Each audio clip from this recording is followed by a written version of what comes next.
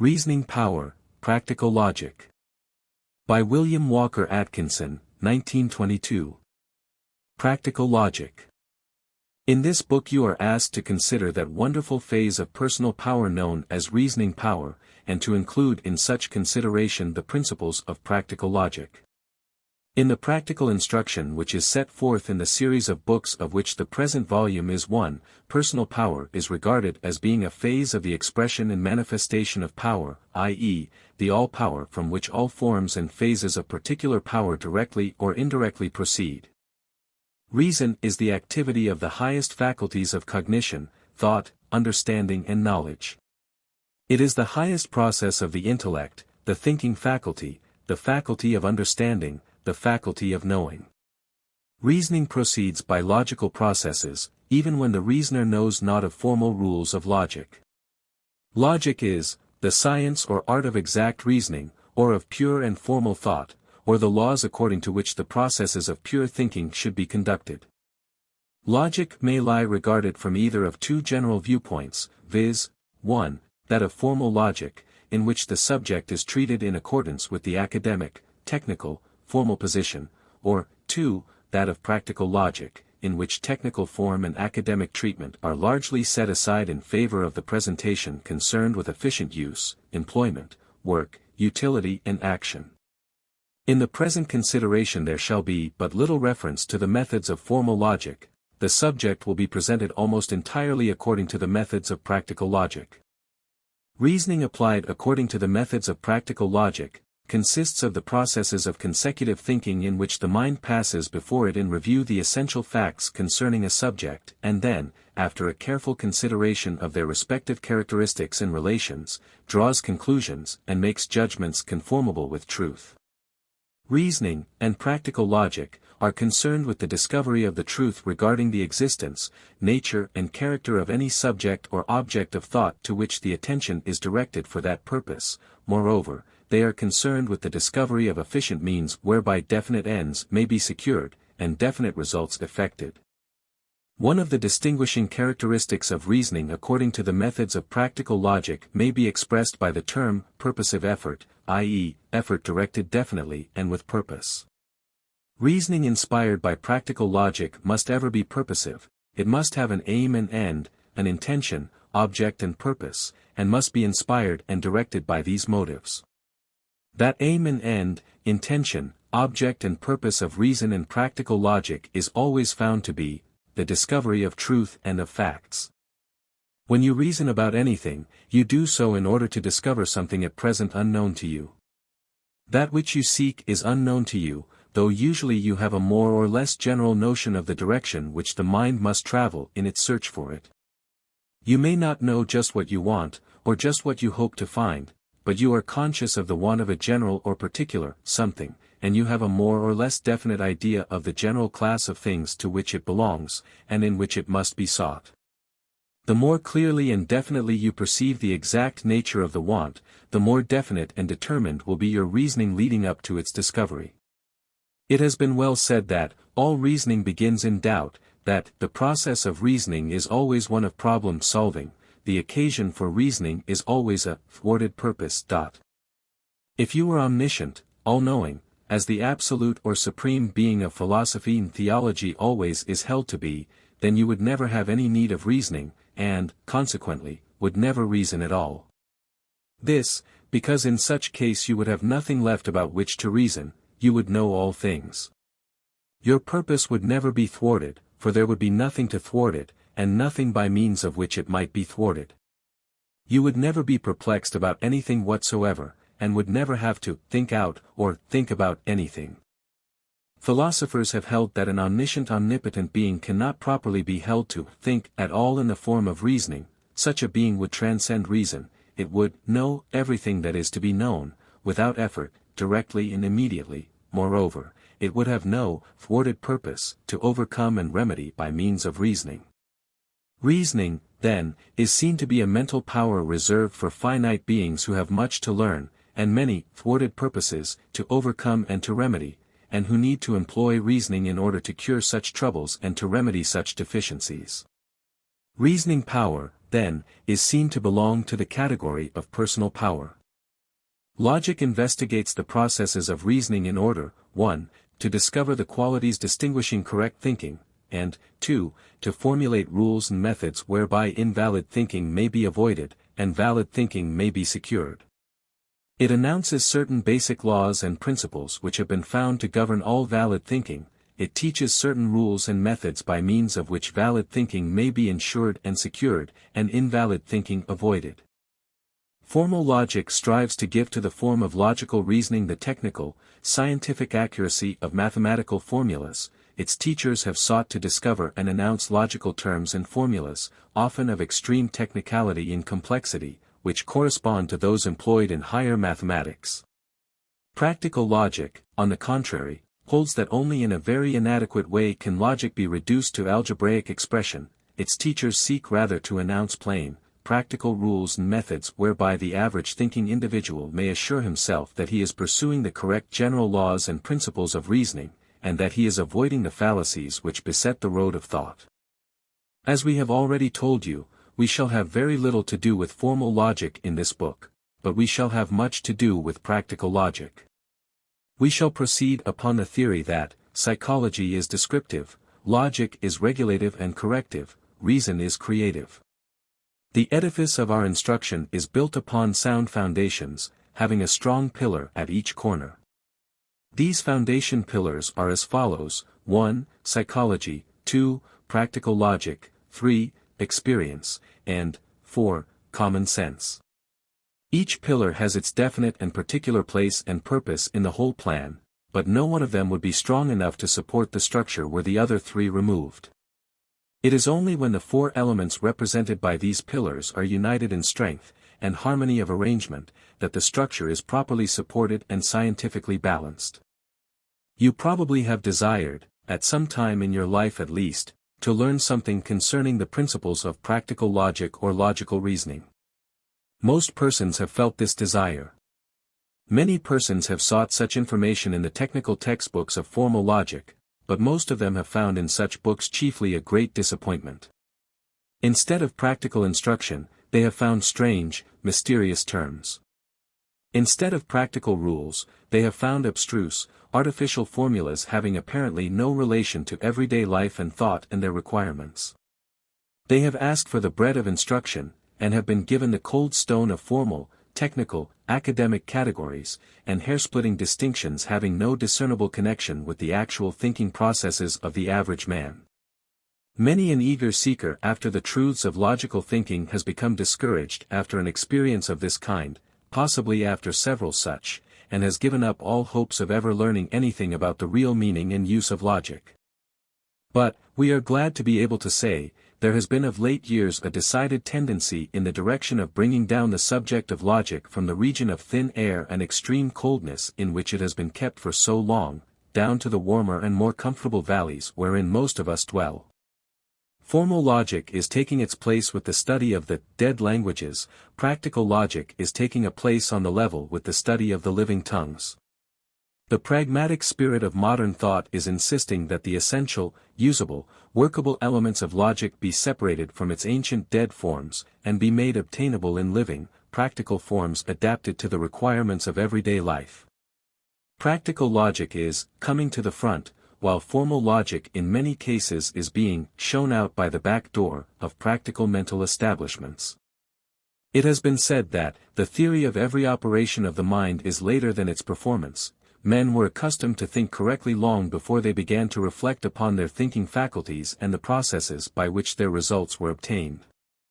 It has also been said that a meager soul can never be made fat, nor a narrow soul be made large, by merely studying the rules of thinking.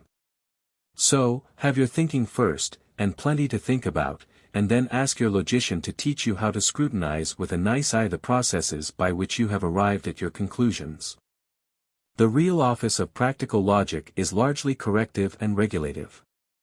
It points out and corrects fallacious reasoning on your part, it enables you to detect fallacious, sophistical, or casuistical reasoning on the part of others, it exercises a direction over your habitual processes of thought, thereby inhibiting illogical forms of thought and supplanting them by true logical forms. If it simply enabled you to detect the false reasoning of other persons, and to prevent you from being deceived by such, the study of practical logic would be well worthwhile. In reality, it not only accomplishes this task, but also performs other equally important work for the individual who earnestly studies its principles.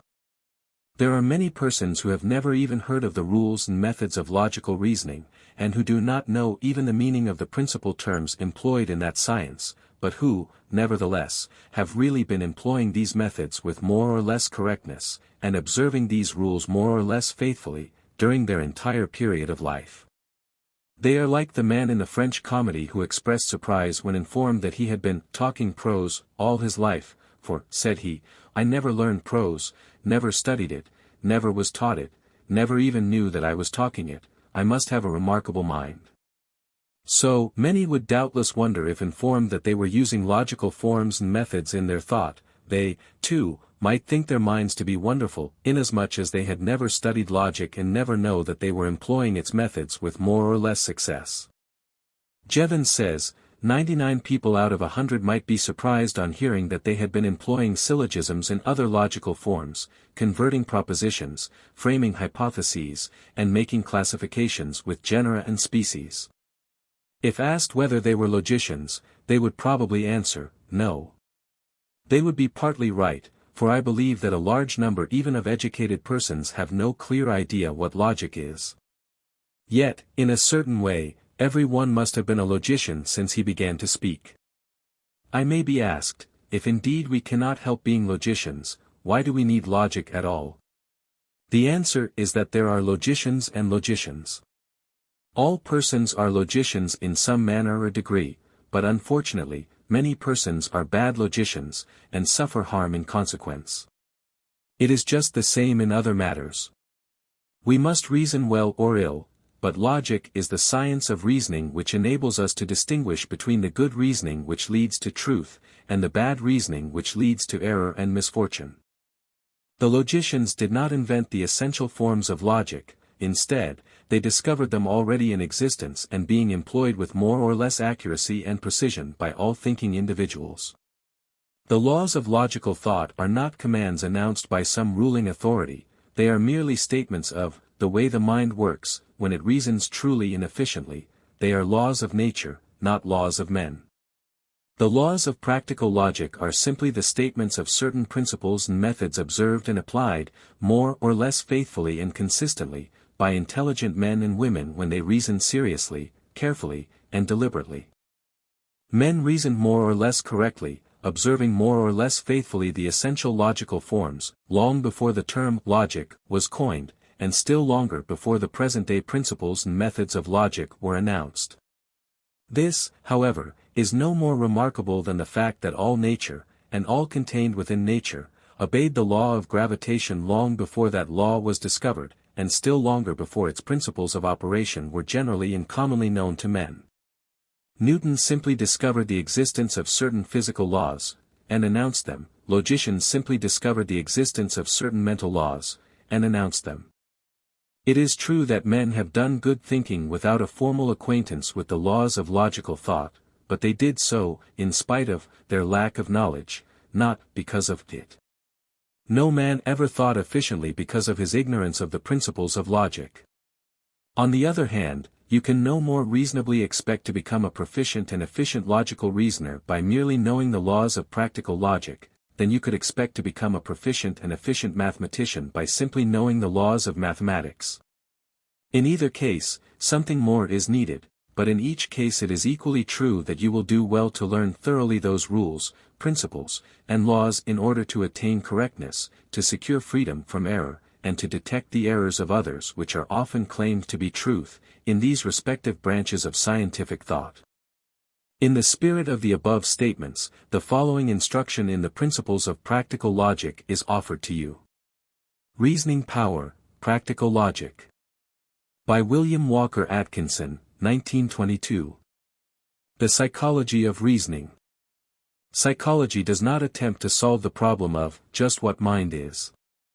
Instead, it contents itself with regarding mind as experiencing a series of mental states, and of discovering and announcing just how the mental processes arise, proceed, and manifest themselves. In this way, psychology inquires into the mental processes involved in the activities of reasoning, and reports just what laws, principles, and methods of procedure it has discovered to be active in that important field of mentation. In the first place, it discovers and reports that reasoning is a phase or form of thinking, that phase or form which is concerned with considering, deliberating, forming opinions, judging, concluding and ascertaining valid grounds for belief in anything. It discovers and reports that thinking employs thoughts as its material, these thoughts being combined, woven and manufactured into the complex products of reasoning. Thoughts are of varying degrees of complexity, ranging from the simplest perception to the most complex general idea. The simplest form of thought is that known as the percept, or the simple idea derived from perception.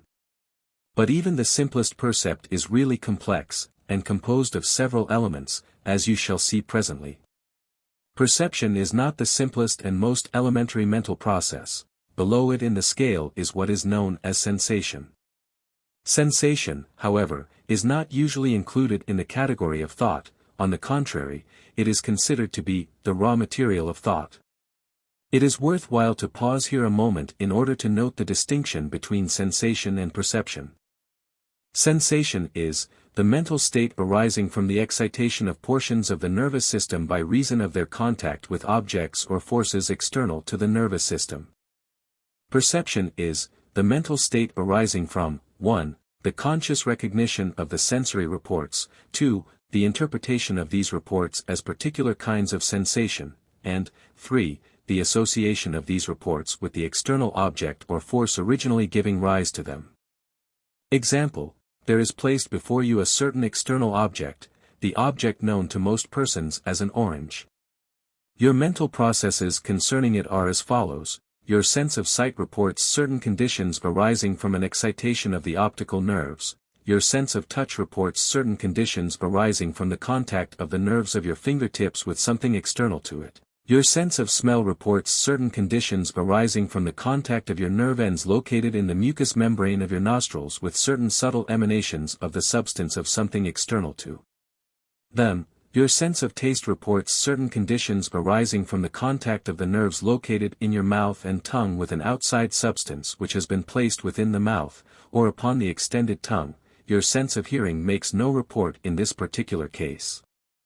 Your perception then proceeds to recognize and interpret these sensations. In doing so, it is aided by your past experience with sensation, by means of which you have evolved from the simple sensation stage of the young infant to the perceptive stage of the adult of at least average experience with external things.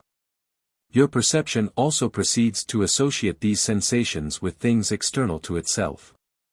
It recognizes and interprets these sensory reports in terms of perception of size, shape, form, distance, color, etc., in terms of perception of weight, size, shape, form, degree of hardness, etc., in terms of perception of odor, fragrance, aroma, etc., in terms of sweetness and agreeable taste, etc. To all of these sensory reports it applies certain terms which it has adopted as representing certain perceived sensations. It recognizes the perceptive elements of roundness, certain size, certain shape, certain form characteristics, yellowish color, of certain weight and certain feel, of fragrance and aroma, of sweetness and pleasant taste. It interprets these perceptive elements in symbolic forms of thought and speech called words or terms.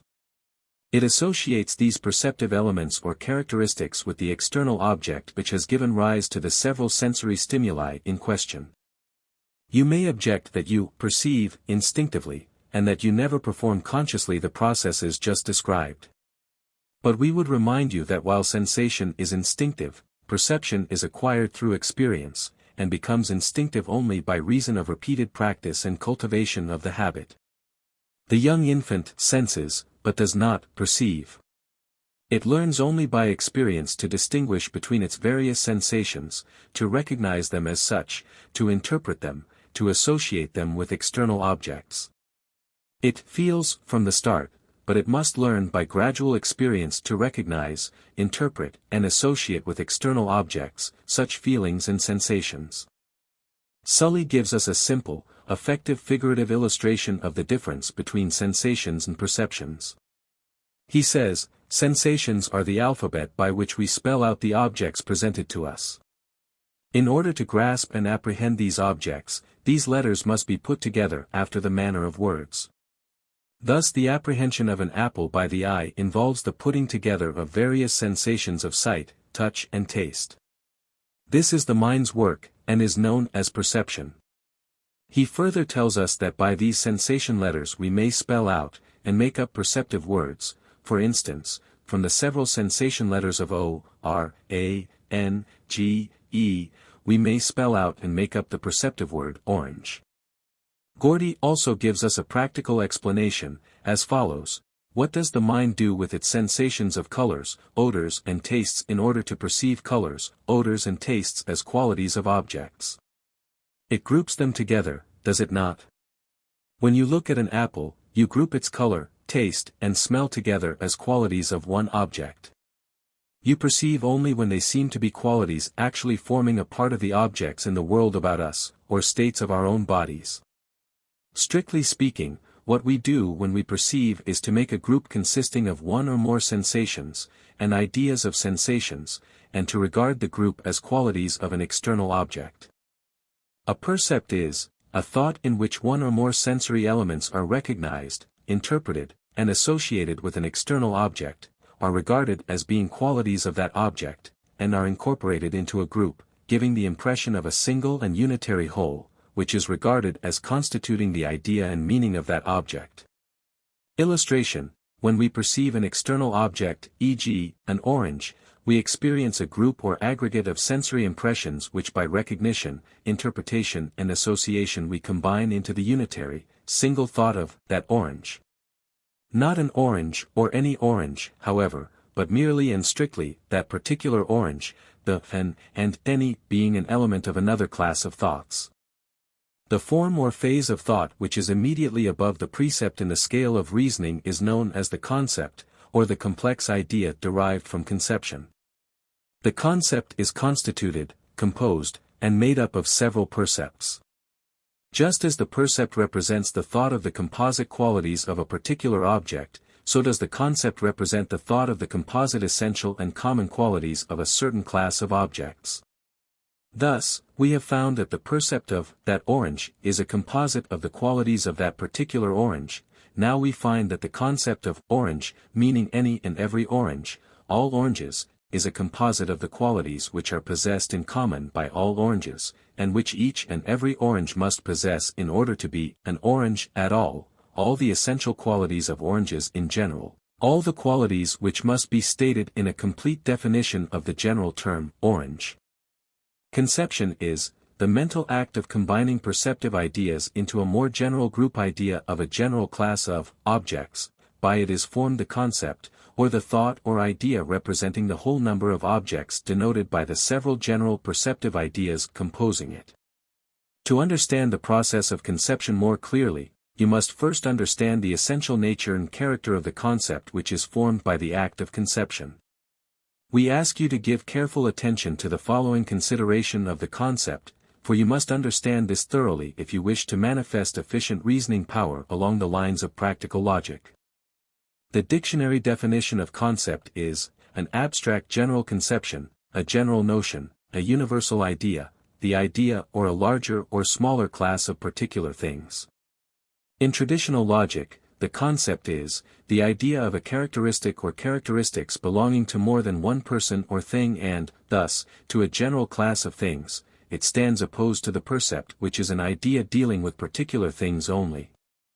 The act of conception consists of several stages or phases, which are always performed with greater or less precision and accuracy by the person thinking, although he may not be conscious of their nature or of the order observed in their manifestation. Having acquired only gradually the art of performing this process, having obtained it along the lines of the evolution and development of his mental activity from early childhood, and having taken on the habit of performing it, he employs it more or less unconsciously, and he takes it for granted.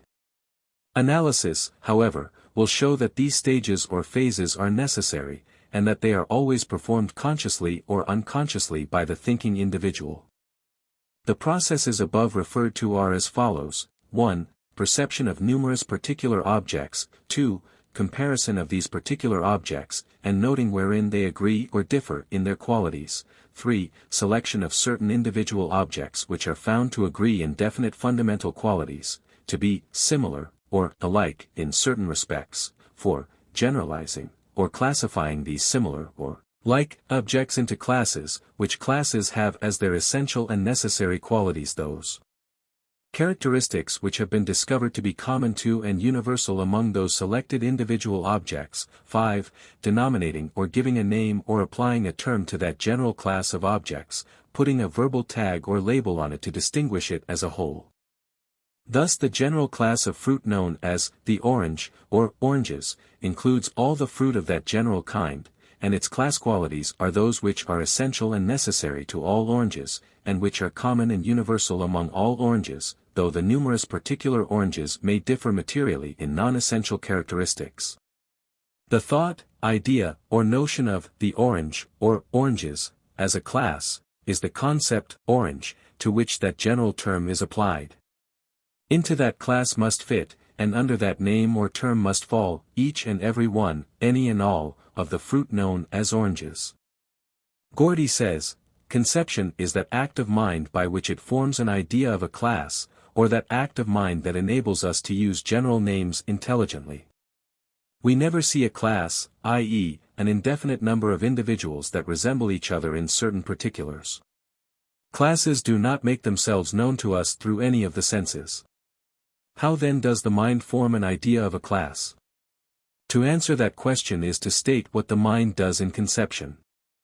Smaller concepts may be combined into larger ones, by the application of the characteristic principles of conception, viz. 1. Cognition of several particular concepts, 2. Comparison of one particular concept with another or others, for the purpose of noting resemblances and differences, 3. Selection of certain particular concepts which are found to agree or resemble each other in one or more particulars, for generalizing or classifying these like concepts into larger concepts, 5. Affixing names and terms to these larger concepts. The process of conception may be continued at great length, higher and still higher generalizations being made. The end comes only when you have generalized every existing object into one supreme and universal class, the summum genus, comprising either all existing things regarded as a whole, or the ultimate essence or substance of such. To this ultimate concept is given the class term or name, being, the sole essential and necessary quality of which is existence in some form, phase, mode or degree of beingness, a something or somewhat of which the only essential quality is that it exists. Besides the quantitative distinction between different kinds of concepts, i.e., the difference consisting of the number of objects included in their content, there is to be noted a qualitative distinction, i.e., a difference in general kind, character, or quality. The several most important kinds of qualitative differences between concepts are based upon the following lines of distinction: 1. Material quality, 2. Incidental quality, 3. Causal quality. Each of these are considered below in further detail. The material quality of a concept is determined by the fundamental material character of the objects represented in the general idea, considered apart from their incidental relations or associations with other things.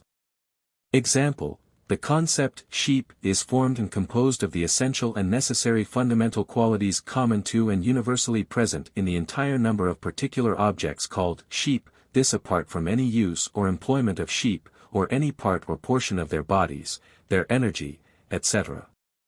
In the same way, following the same rule of qualitative unity of character, the concept sheep may become a part, element, or factor in the larger concept called ruminants. Likewise, the latter concept may be included in the still larger one of mammals, and this, in turn, into a still greater one called animals, and so on, until the ultimate concept of being is reached. The incidental quality of a concept is determined not by the fundamental material character of the objects represented in the general idea, but rather by their incidental relations or associations with other things, certain subordinate or secondary qualities.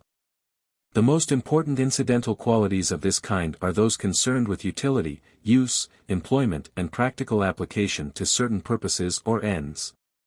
Example, things, and their percepts, may be classified under the category of the quality of being useful for fuel purposes, of being useful as light-producing agents, of employment as disinfectants, of use as medicinal remedies, as use for tanning purposes, curing purposes, preserving purposes, pickling purposes, or use, employment, utility, or possible application for any purpose whatsoever.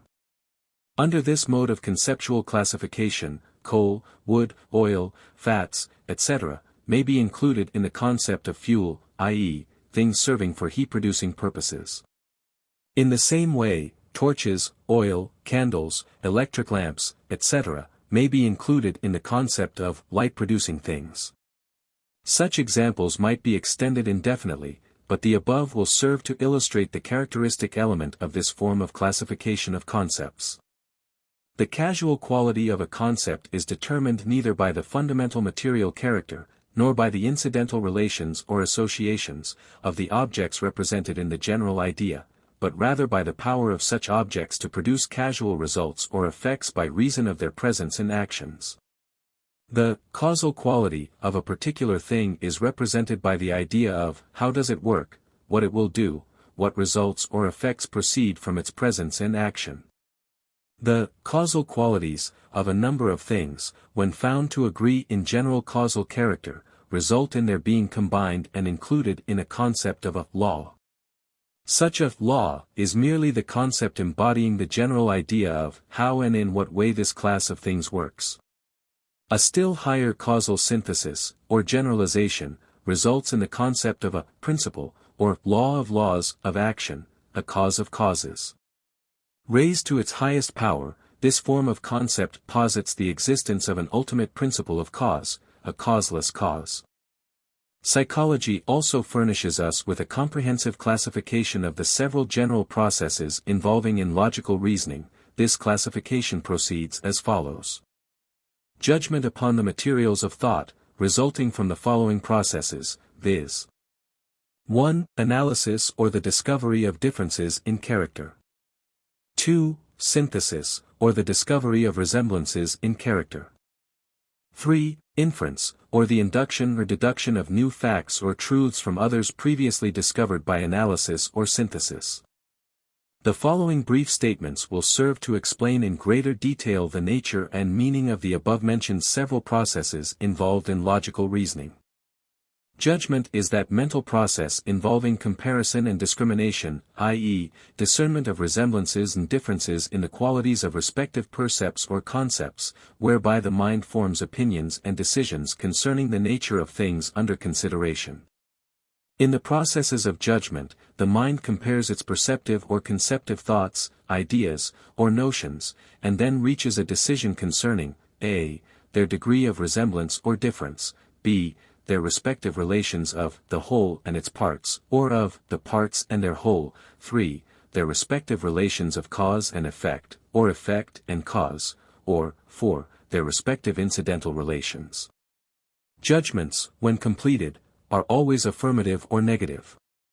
The mind cannot reason or think logically without judging. To think or reason logically is to judge. From its simplest and most elemental stages and phases, to its most complex and derivative forms and modes, reasoning is found to employ the processes of judgment. It cannot proceed without them. Analysis is that mental process whereby differences between the qualities, properties and attributes, the respective characters, of two or more objects of perception or conception are detected and discovered as a consequence of analysis. Particular percepts or concepts are mentally analyzed, dissected, separated, refined, or resolved into their constituent parts, elements, or factors, each of which is represented by a simpler mental idea and its appropriate term. Synthesis is that mental process whereby resemblances in the qualities, properties and attributes, the respective characters, of two or more objects of perception or conception are detected and discovered. As a consequence of synthesis, particular percepts and concepts are mentally synthesized, joined, combined, associated, related, put together, united and fused into a concept of a higher order, a greater class, a more general and more nearly universal character, into a greater whole, law, or principle. Inference is that mental process whereby, through analogy, induction, or deduction, new facts or truths are adduced or drawn from others previously discovered by the processes of analysis or synthesis, or by both of these combined. It has been defined as deduction or induction from preceding known facts or premises, resulting in the discovery of new facts and truths. Again, it has been stated as the process of coordinating and systematizing previously acquired knowledge, so that new knowledge is thereby gained through induction or deduction, or similar process. Inference is the process of reasoning from the known to the unknown, or the discovery of a third fact from two facts already known. It produces a new and third judgment based upon two prior judgments which have been arrived at through some previous reasoning of some kind. Its forms are known, respectively, as logical analogy, logical induction, and logical deduction. Note, you are requested to familiarize yourself with the above-stated explanations of analysis, synthesis, inference, and judgment, as well as of the previously stated explanations of precepts and concepts. A thorough understanding of these elements of logical reasoning, or reasoning thought, is essential for your comprehension of the further instruction to be presented in the following sections of this book. The fundamental building materials of thought, i.e., percepts and concepts, and the basic processes whereby such materials are put together and built into the structure of thought, these must be understood by those who desire to engage in the working of thought-building, logical reasoning, or rational thought. The 7 axioms of logical reasoning. In logical reasoning, you are asked to apply the principles of several fundamental and basic axioms. An axiom is a self-evident and necessary truth, a proposition which it is necessary to take for granted, an established principle. These axioms of logical reasoning, however, while offered as self-evident and necessary to be taken for granted, are not the arbitrary dogmas or dicta of real or pretended authority. Instead, they represent the universal experience of human thought rationally applied and directed. They represent truths, of which the contrary is unthinkable, and which would constitute a scandal of rational thought. These axioms are in constant use, in the thought processes of reasoning human beings. They are taken for granted, and are either directly asserted or tacitly implied in all logical reasoning. The 7 axioms of logical reasoning, which we shall consider in detail in the succeeding sections of this book, are named, and briefly stated, in the following paragraphs, as follows. The axiom of logical analysis: everything is composed, constituted and made up of a. Parts, elements and factors, and b. Qualities, properties and attributes, which in combination, arrangement, correlation and coordination constitute its character and make it just what it is, and into which it may be analyzed, dissected and separated in thought. 2. The axiom of logical synthesis: everything belongs to a class of things possessing one or more common and essential characteristics. Many things belong to several classes of different, though not opposing, character. 3. The axiom of logical judgment: all logical judgment is based upon these 3 fundamental laws of thought, viz. 1. A thing is always just what it is, and nothing else, at a given time and place, no matter what particular name or term may be employed to indicate, designate or represent it. 2. A thing cannot both be and not be just what it is affirmed to be, at the same time and place. 3. A thing must either be, or not be, that which it is affirmed to be, at a given time and place. There is no third alternative. 4. The axiom of logical analogy: a few things which are alike in many respects, are probably, though not certainly, alike in some other respects. The axiom of logical induction: what is discovered to be true of a great number of observed objects, things, or individuals of a definite general class, is practically certain to be true of that general class as a whole. The characteristics assumed to be possessed in common by all the individual objects or things in a definite general class, constitute the accepted essential characteristics of that class as a whole. 6. The axiom of logical causation: every change, happening, event, or entrance into or exit from existence, proceeds from precedent conditions or causes, given the same causative factors, the same material elements, and the same environmental conditions, the same results and effects will follow in all cases so determined and conditioned. 7. The axiom of logical deduction: what is true of the class as a whole must be true of each, every, and all of the individuals composing that class. Note: you are advised to commit to memory the above stated 7 axioms of logical reasoning. A consistent and intelligent application of their respective principles will open to you many doors of the temple of logical thought. Reasoning Power, Practical Logic. By William Walker Atkinson, 1922. The Law of Logical Analysis. You are now invited to consider that important law of logical reasoning known as the law of logical analysis. This law represents the universal experience of human thought rationally applied and directed. The law of logical analysis is expressed in the first of the 7 axioms of logical reasoning, which is as follows. 1. The axiom of logical analysis: everything is composed, constituted and made up of a. Parts, elements and factors, and b. Qualities, properties and attributes, which in combination, arrangement, correlation and coordination constitute its character and make it just what it is, and into which it may be analyzed, dissected and separated in thought. This axiom states a truth which is verified by all human experience, is supported by the common-sense reports of the race, and is substantiated by the judgment of the keenest logical and philosophical thought. It is to be regarded as a self-evident truth, and as a proposition which may be taken for granted. It is assumed in all logical thought, and is implied in all true reasoning.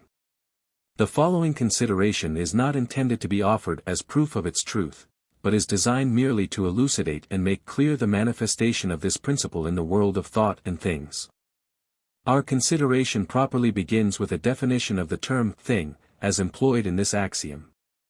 Let us come to an understanding of the meaning of this important term. By so doing we reduce the risk of misunderstanding in the course of this instruction.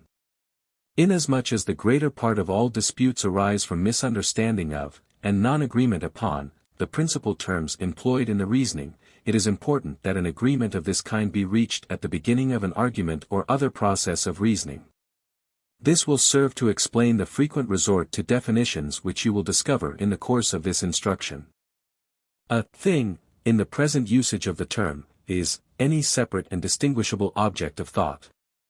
The term separate, as employed in this definition, means distinct, apart from others. The terms distinguishable, as employed in this definition, means capable of being set apart from others by visible marks, signs, or characteristics, or capable of definition of terms, or logical division. A more technical definition of thing is whatever exists, or may be conceived to exist, as a separate, concrete entity, or as a specific, particular object of thought. In this category of things are contained all objects of which we have, or can have any practical knowledge through the senses, or through thought employing the material furnished by the senses. If there are any entities outside of this category, we do not and cannot know them in the way in which we know the things of ordinary experience. Parts, elements, and factors. Now for the definitions of the 3 terms employed in that clause of the axiom following the symbol a, viz., parts, elements, and factors. A part is a constituent portion of a whole, a portion less than the whole of a thing. An element is one of the essential parts or principles of which anything is composed, and upon which its distinctive character is based. A factor is one of the elements of a thing, which when multiplied or combined constitutes that product which is the whole of the thing. It will require but little thought on your part to convince you that everything you have ever experienced, or can imagine yourself as experiencing, is composed, constituted, and made up of parts, elements, and factors, and is subject to physical or mental analysis into such. You can form no idea of a concrete, definite thing as being devoid of parts, elements, or factors. Your imagination, as well as your reason, will find itself unable to form a conception of such a thing for you. Even if you were to find yourself able to conceive of such a thing, you would not be able to find words and terms with which to express the thought. The principle of composition and analysis is illustrated by the ancient Buddhistic story of the dialogue between a sage and the king who was visiting him. The sage asked the king, "What do you mean when you think or speak of your chariot?" The king replied, "When I think or speak of my chariot, I mean my vehicle, which is composed of the body, the wheels, the axle, and the pole." Again the question was asked, "What do you mean when you think and speak of a river?" The answer was, "When I think and speak of a river, I mean its flowing water, its bed, and its bank." The sage then asked the king, "Do the body, the wheels, the axle, and the pole of the chariot, taken apart from one another, represent your thought and idea of a chariot? Do the flowing water, the river bed, the river banks, taken apart from one another, represent your thought and idea of a river?" The king replied, "Nay, reverend sir, these things, apart from one another and not joined together, are naught but separate and distinct things, and when in that condition constitute neither the chariot nor the river. In such case there is no chariot and no river to be perceived and known to my mind." Then asked the sage, "Can you think of a chariot or of a river without including in your thought these parts which constitute it?" "Nay, sir, I cannot think of either chariot or river in this way. When I attempt it I find myself thinking of nothing, or of a mere word or name." Then, said the sage, "Can you think of a chariot or a river by thinking merely of the separated parts which when combined constitute them?" "Nay, reverend sir," replied the king, "when I try to do so I find myself thinking merely of separate and disconnected parts, and not of the chariot or the river at all. In such case, as before, I find that to me the chariot and the river are mere words or names, and have no present real existence at all." Then, asked the sage, "Tell me of what your real thought of the chariot and of the river must consist, of what is it composed, of what is it made up?" "Reverend sir," replied the king, "I find that my real thought of the chariot, and of the river, is composed, constituted, and made up of my several ideas of their various parts, and of my idea of the combination, correlation and coordination of those parts, of those several parts existing, and being assembled, arranged, and put together in a certain fashion."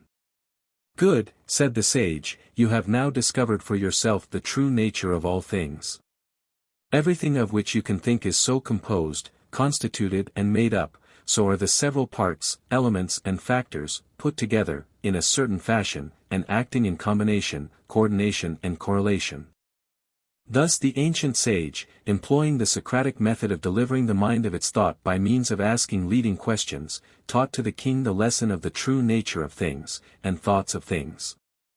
You may employ this method in the way of applying the general principle to anything and everything which is the subject or object of your actual experience, and which is the result of your processes of perception and conception.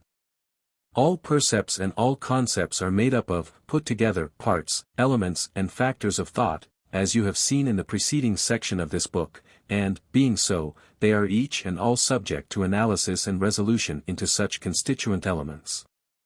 In considering the subject of composition and analysis, however, you must not lose sight of the important part played in it by the respective forms of arrangement and correlation present in the putting together of the several elements, parts, or factors of a thing. For instance, there are many chemical elements, harmless in themselves, or harmless when combined in certain proportions, which are poisonous when combined in certain other proportions. The same is true concerning explosives. For instance, nitroglycerin is composed of two harmless and non-explosive materials, which when combined in certain proportions produce the high explosive. Formulas must include not only the constituent elements, but also the proportions in which these must be combined. Carbon, in different forms, produces the diamond, charcoal, and other substances manifesting widely different appearances. From some 70 or 80 chemical elements, combined in different proportions, all the countless number of organic and inorganic material substances are made up and constituted. In considering the principle of composition, the associated principles of correlation, i.e. mutual or reciprocal relation, and coordination, i.e. common and harmonious action, movement or condition, must be also taken into consideration. The phenomena of composition consist not only of the putting together, but also of the arrangement observed in the putting together. The law of composition and analysis manifests in the mental as well as in the physical field. In every field of physics or psychology it is found manifest. No exceptions have thus far been discovered. All apparent exceptions are ultimately found unquestionably coming under the rule. Qualities, properties and attributes. Now for the definitions of the three terms, employed in that clause of our axiom following the symbol, b, viz., qualities, properties and attributes. A quality is anything that makes, or helps to make, anything such as it is, a distinguishing property, characteristic or attribute. A property is a peculiar quality of a thing, a distinctive attribute, an inherent and naturally essential characteristic of anything. An attribute is an inherent quality, essential property, or characteristic disposition. In the preceding section of this book, you have seen that in the act or process of perception you recognize certain sensory reports, arising from contact with external objects, as being associated with those particular objects, and interpret them as representing certain qualities, properties or attributes inherent and abiding in those objects. In a percept, as you have discovered, you regard the perceived elements as representing qualities of the perceived object, these being incorporated into a group, giving the impression of a single and unitary whole, which is regarded as constituting the idea and meaning of that object. Therefore, your percept of a particular object is composed and made up of, put together, separate perceptions arising from separate sensations.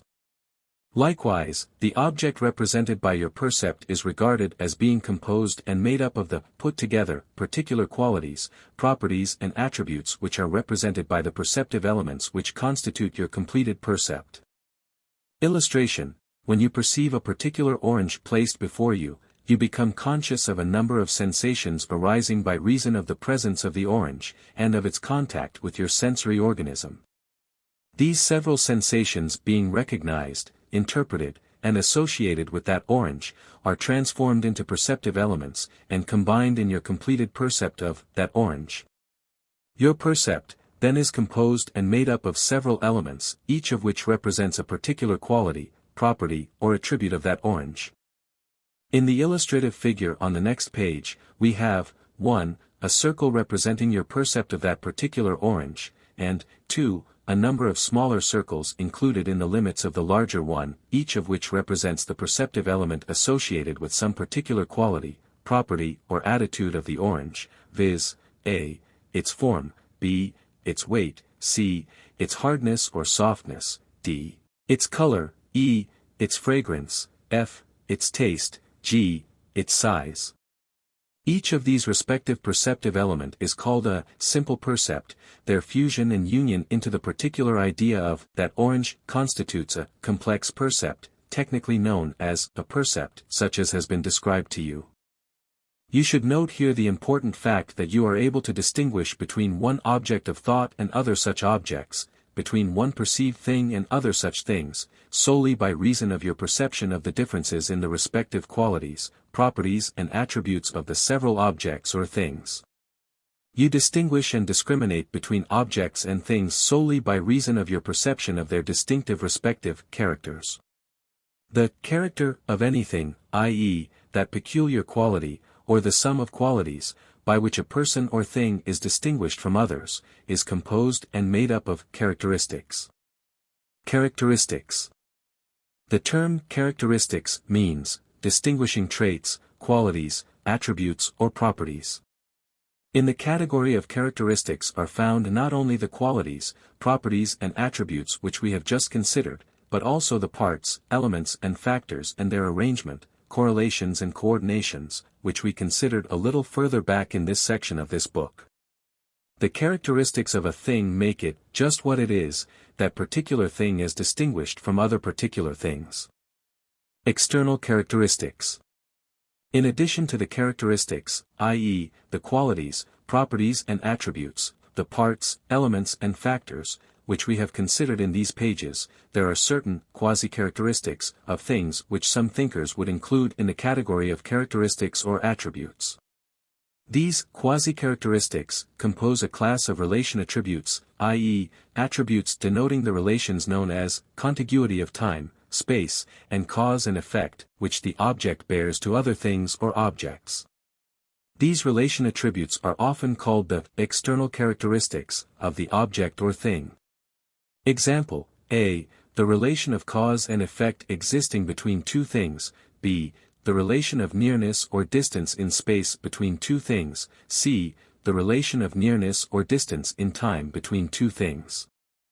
The quasi-characteristics, or external characteristics, while properly belonging to an object or things, nevertheless are not true characteristics, such as the internal characteristics, which we have previously described in the pages.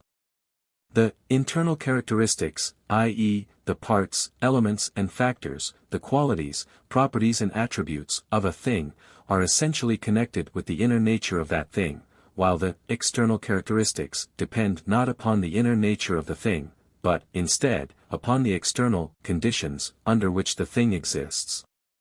By conditions is meant the state, circumstances, or relative position in or under which anything exists. We shall consider the subject of external characteristics in the following section of this book, which is devoted to the examination of the law of logical synthesis. We believe this to be the more logical method of treating that particular subject, inasmuch as it is involved in apperception, rather than in perception. Reasoning Power, Practical Logic. By William Walker Atkinson, 1922. The Law of Logical Synthesis. You are now invited to consider that important law of logical reasoning known as the law of logical synthesis. This law represents the universal experience of human thought, rationally applied and directed. The law of logical synthesis is expressed in the second of the 7 axioms of logical reasoning, which is as follows. 2. The axiom of logical synthesis: everything belongs to a class of things possessing one or more common and essential characteristics. Many things belong to several classes of different, though not opposing, character. The principle, law, and truth embodied in this axiom is employed in all logical thinking. It is regarded as a self-evident truth, properly to be taken for granted. It is assumed in all logical thought, and is implied in all true reasoning. The following consideration is not intended to be offered as proof of its truth, but is designed merely to elucidate and make clearer the manifestation of this principle in the world of thought and things. By logical synthesis is meant the act of synthesizing, combining, putting together, or arranging systematically into classes or groups, two or more individual or particular things possessing common essential characteristics. By class is meant a group of individual or particular things possessing common essential characteristics. The principle of classification, as employed in logical reasoning, is applied under 2 general methods, viz. 1. The method of practical classification, and 2. The method of logical synthesis. Practical classification consists of placing particular things, represented by their appropriate percepts, into loosely constructed classes depending upon the general resemblance discovered to exist between the respective characteristics of such things. This form of classification is employed merely for convenience of thought and expression. Logical synthesis consists of the processes whereby reason unites into a general idea or concept the several elements of a number of particular percepts bearing a very close resemblance to each other in the matter of their essential characteristics. This form of classification or synthesis has for its purpose the creation of an intelligent idea of a general class, genus, or species of things, such created ideas afterward to be used as material for the higher processes of logical reasoning or logical inference. We now ask you to consider in further detail each of these 2 general methods of classification. Practical classification. By reference to your own experience, you will find that you are in the habit of grouping your ideas of things into certain loosely knitted classes. You think of them as all of a kind, for the purpose of convenience, yet you do not make the subdivisions into genera, species, families, etc. Your ordinary classification of this kind, you will find, arises from your perception of certain general kinds, forms, or classes of relationship existing between the particular things in question. Examples of this kind of relation between particular things are found in cases of 1. The relations of existence in the same place, 2. The relation of existence in the same period of time, 3. The the relation of cause and effect, as for instance, thunder and lightning, for personal relations, as, for instance, parent and child, husband and wife, brother and sister, etc. 5. Mass relations, as, for instance, members of the same religious denomination, the same political party, the same baseball team, the same legislature, the same club, etc. 6. Utilitarian relations, as, for instance, coal and fire, oil and light, steam and motive power, etc. 7. Relations of common purpose or use, as, for instance, coal, wood, and oil, considered as heat producers, or candles, oil, and electric light, considered as light producers. 8. Relations of resemblance of prominent characteristics, as, for instance, all black things, all sweet things, all solid things, all poisonous things, all explosive things. 9. The special relations of whole and parts, as, for instance, the automobile and its numerous parts, fixtures and attachments. This list of possible practical classification might be extended almost indefinitely, but the above-mentioned more important classes will serve to illustrate the principle employed and observed in all such classification. You will find it of great importance to cultivate this form of classification. By tying your notions of things into separate bundles, by placing them in the appropriate pigeonholes of memory, by cross-indexing them, as it were, you will be able to perform your work of practical thinking and efficient thought with a minimum expenditure of time and effort, and with a maximum of desirable results. Put things into classes in your mind, but be careful that each thing properly belongs in that class, else you may experience trouble when you have need to refer to that class of things. You cannot well classify things properly unless you have previously acquired clear and correct percepts or concepts of them. The man who has the materials of thought well classified and systematically arranged, will be able to think out the desired answer long before the man not so prepared is able to do it. Indeed, the latter person may not be able to do it at all. System in the classification of ideas, information and knowledge will give one an immense advantage over others who follow the higgledy-piggledy method, or lack of method. Professor Halleck Wells says, whenever a person is comparing a fact in order to put it in the same class with other specimens, he is thinking. Comparison is an absolutely essential factor of thought, and classification demands comparison. The man who has not properly classified the myriad individual objects with which he has to deal, must advance like a cripple. He, only, can travel with 7-leagued boots who has thought out the relations existing between these stray individuals and put them into their proper classes. In a minute, a businessman may put his hand on any one of 10,000 letters, if they are properly classified. In the same way, the student of any science can, if he studies his subject aright, have all of his knowledge of any subject classified and speedily available for use. You will be able to put the same thing into very many classes, under the method of practical classification. The more classes, the better, for each class relation gives you another handle with which to grasp the thought of that thing when you need it, each is another cross-index, by means of which you may find it when it is required.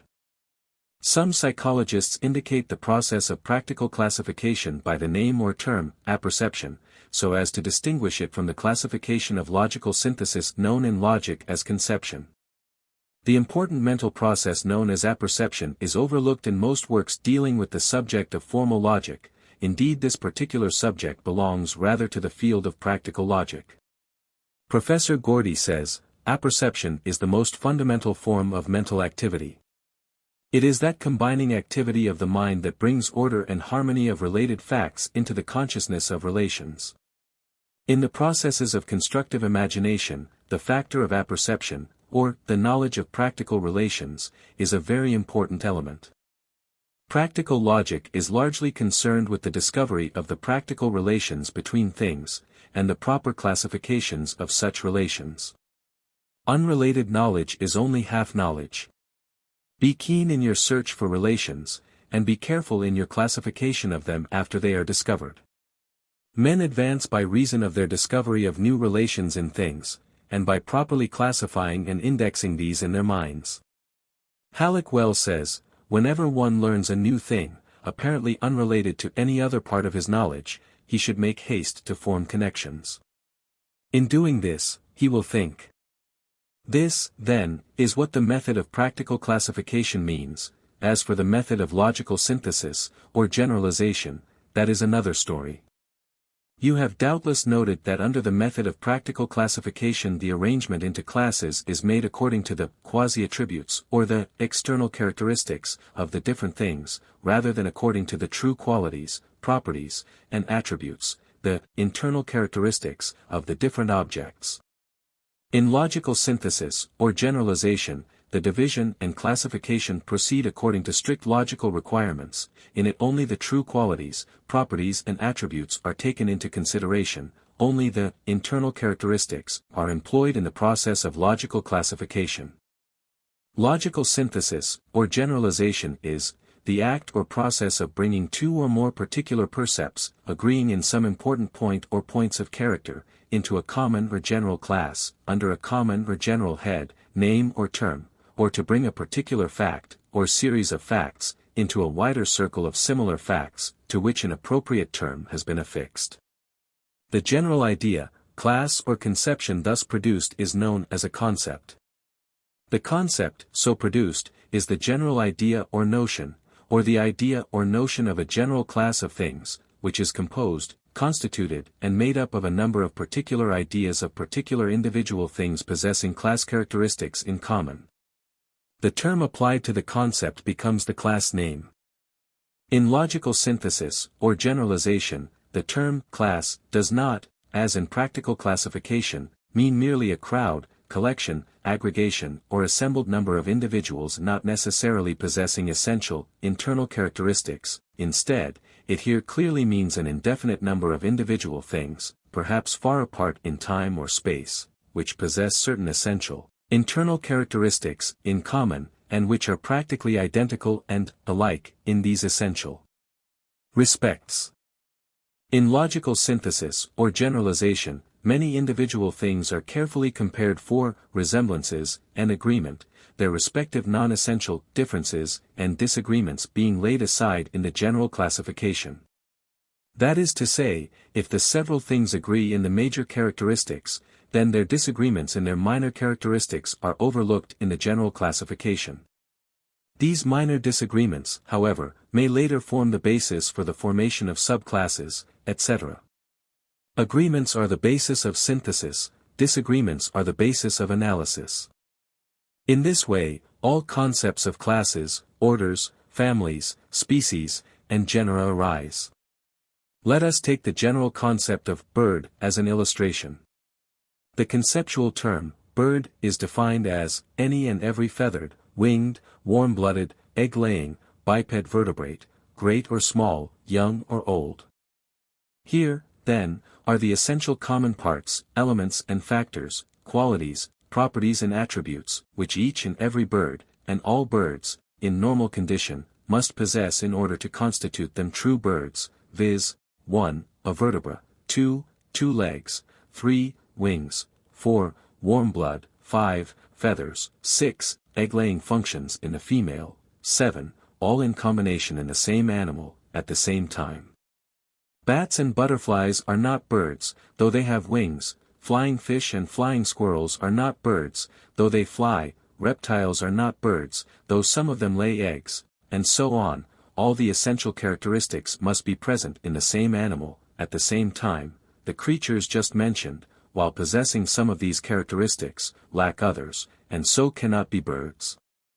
The concept of birds may be synthesized into the greater concept of vertebrates, and this, in turn, into the still greater concept of animals, and this, again, into the still more general concept of natural objects.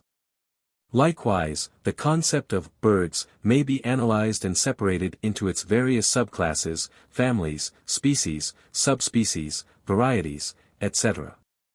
As we have already said, synthesis proceeds according to resemblances, analysis proceeds according to differences. Note, it must not be overlooked that while the stricter and more precise forms of logical classification deal with concepts of classes composed of many individuals having only a few common characteristics, yet there are certain forms employed in logical reasoning in which a certain variation of this particular principle is manifested. These forms are as follows: 1. Class concepts in which many objects or individuals possess practically only one common essential characteristic, and 2. Class concepts in which are included merely one individual or object having one or more special characteristics. Examples of each are given in the following two paragraphs.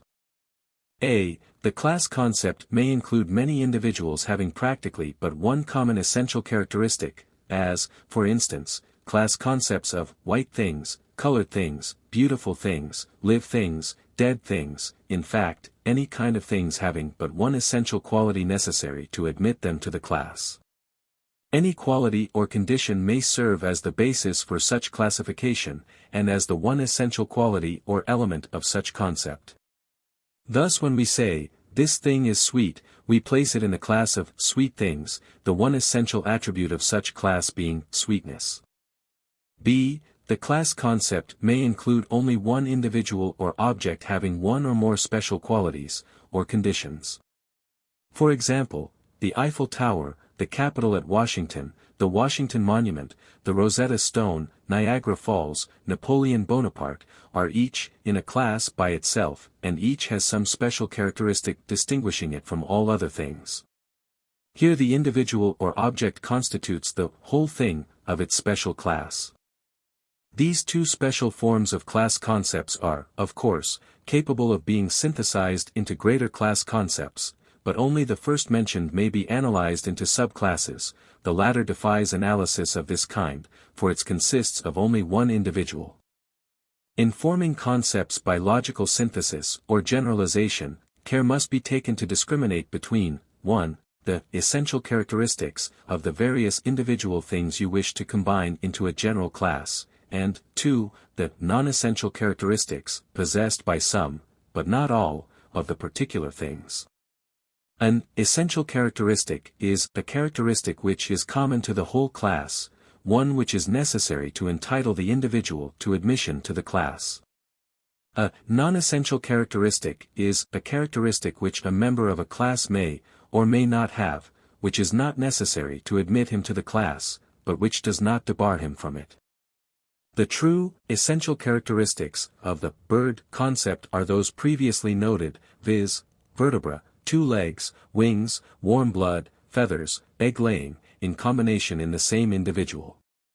The non-essential attributes possessed by the individual members of the class are, for example, differences in coloring, in general or special conformation, size, food habits, nest-building habits, configuration of beak, bill, feet, wings, tail, body, etc.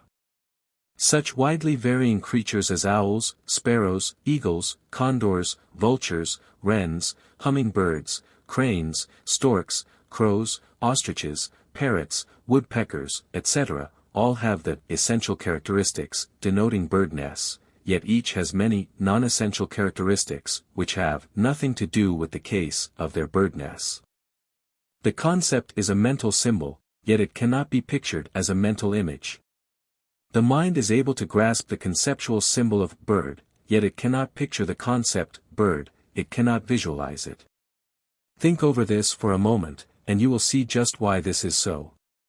You may visualize or picture a bird, but you cannot do this with the abstract conceptual idea of bird, i.e., all birds.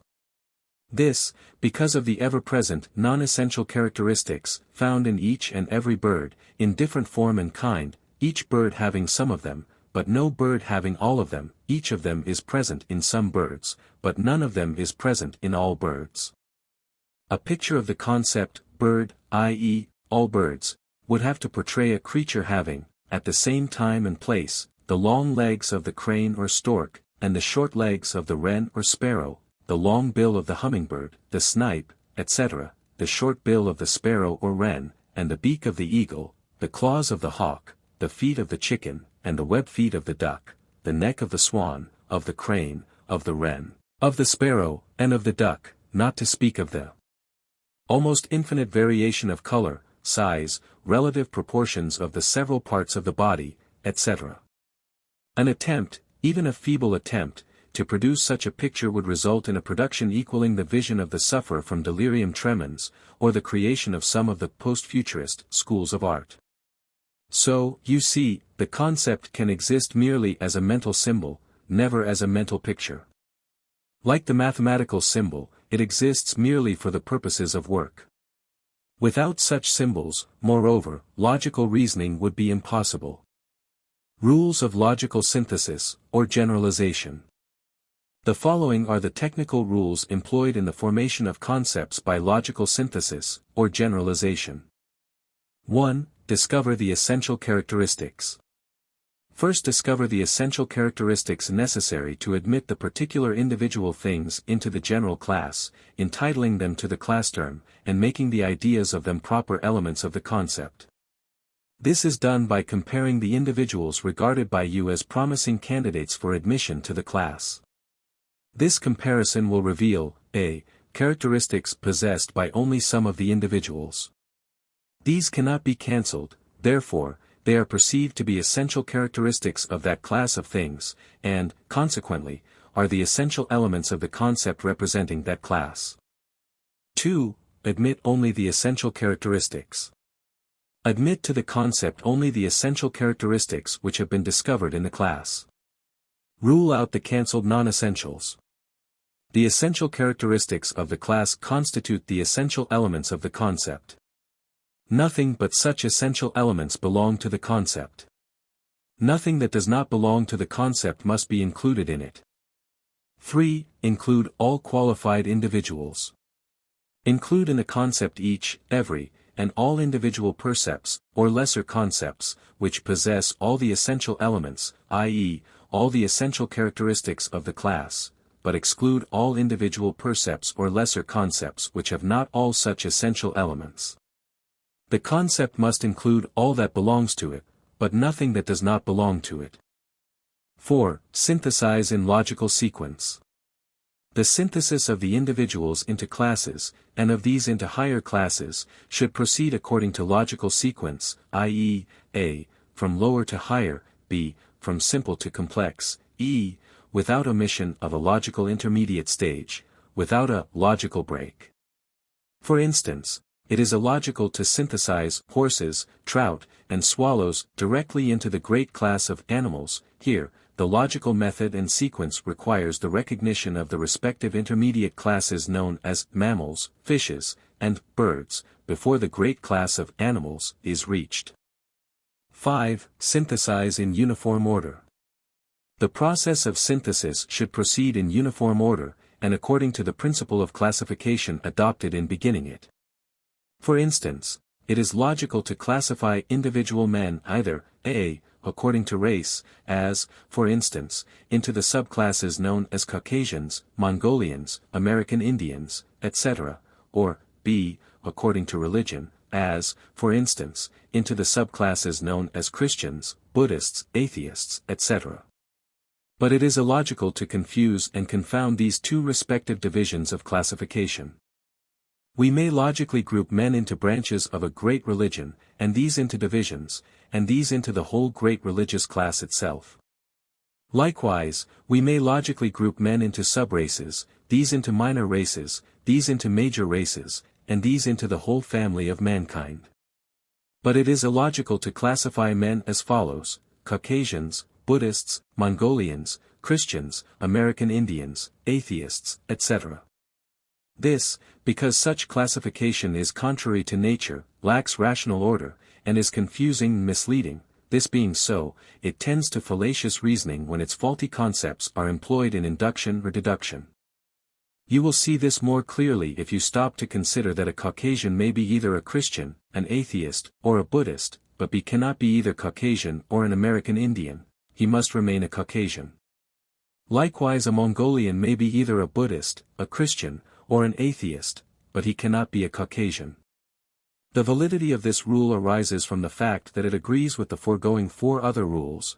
When it is violated, one or more of the other four rules, usually, all of them, are likewise violated. Note, We would call your attention here to this important principle involved in all concepts or logical classifications. The more general the class, the fewer are its essential elements or characteristics, and the larger the number of individuals included in it. Likewise, the less general the class, the more numerous are its essential elements or characteristics, and the fewer are the number of individuals included in it. Example: consider the following concepts in the light of the above statement, viz., bird, finch, sparrow, a particular member of the finch family; chippy, a particular member of the sparrow family; that particular chippy, a particular individual of the chippy family. Here you pass from the consideration of all birds, comprising countless individuals with but very few essential characteristics, by gradual stages down to the consideration of but one bird with a multitude of essential characteristics. Each individual, in a sense, is in a class by itself, inasmuch as no two individuals are precisely alike. Reasoning power, practical logic. By William Walker Atkinson, 1922. The law of logical judgment. You are now invited to consider that important law of logical reasoning known as the law of logical judgment. This law represents the universal experience of human thought rationally applied and directed. The law of logical judgment is expressed in the third of the 7 axioms of logical reasoning, which is as follows. 3. The axiom of logical judgment. All logical judgment is based upon these 3 fundamental laws of thought, viz. 1. A thing is always just what it is, and nothing else, at a given time and place, no matter what name or term may be employed to indicate, designate or represent it. 2. A thing cannot both be and yet not be just what it is affirmed to be, at the same time and place. 3. A thing must either be, or not be, that which it is affirmed to be, at a given time and place. There is no third alternative. This axiom embodies the essential principles of the ancient 3 laws of thought, which were first stated nearly 2,000 years ago by the old Greek philosophers. In their original form they were as follows: whatever is, no thing can both be and not be, everything must either be or not be. These laws are known, technically, as the law of identity, the law of contradiction, and the law of excluded middle, respectively. Jevons has said of these laws, students are seldom able to see at first their full meaning and importance. All arguments may be explained when these self-evident laws are granted. It is not too much to say that the whole of logic will be plain to those who will constantly use these laws as their key. The 3 divisions of the axiom of logical judgment, embodying these 3 laws of thought, will be considered in detail as we proceed with our instruction concerning the law of logical judgment in this section of this book. Judgment is that mental process involving comparison and discrimination, i.e., discernment of resemblances and differences in the qualities of respective percepts or concepts, where the mind forms opinions and decisions concerning the nature of the things under consideration. Judgment is that power of the reason whereby it perceives the agreement or disagreement between 2 objects of thought. Reason, in the process of judgment, compares and decides. It is manifest in every act of reasoning thought. It manifests when you form your percepts, when you create your concepts, when you state your propositions, when you make your inferences. The mind cannot reason without employing judgments. To reason is to judge is to reason. Reasoning is a continuous process, and judgment is always involved in it. Reasoning is the golden thread upon which are strung the pearls of successive judgments. Logical reasoning is one logical judgment after another. Let us now consider in detail the 3 elements involved in the axiom of logical judgment which expresses the law of logical judgment. The law of identity. The first element of the law of logical judgment is that originally known as the law of identity, which in our axiom is as follows: a thing is always just what it is, and nothing else, at a given time and place, no matter what name or term may be employed to indicate, designate, or represent it. The first part of this statement, i.e., that a thing is always just what it is, and nothing else, at a given time and place, is so thoroughly self-evident that it requires no argument to substantiate it. In fact, the student first having it presented to his attention, is often inclined to regard the statement as a waste of words. its truth is so clearly evident. Its importance is realized only when one encounters fallacious reasoning in which the rule is violated. This principle, like the bee or wasp, has its sting in its tail, the rest of it is comparatively harmless. The sting-containing tail is as follows: no matter what name or term may be employed to indicate, designate or represent it. Let us carefully examine this sting which wounds so many who trifle with it.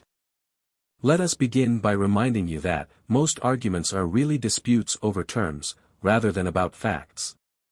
Again, that rational argument or thought is impossible without a preceding agreement upon the meaning of the principal terms employed. Once more, the essential point of issue of an argument once properly stated and clearly defined, the argument is then at least partly completed, sometimes fully completed. The first rule of reasoning based upon practical logic is, first, define your terms. Careful observation will show you that most disagreements and arguments are really disputes over words.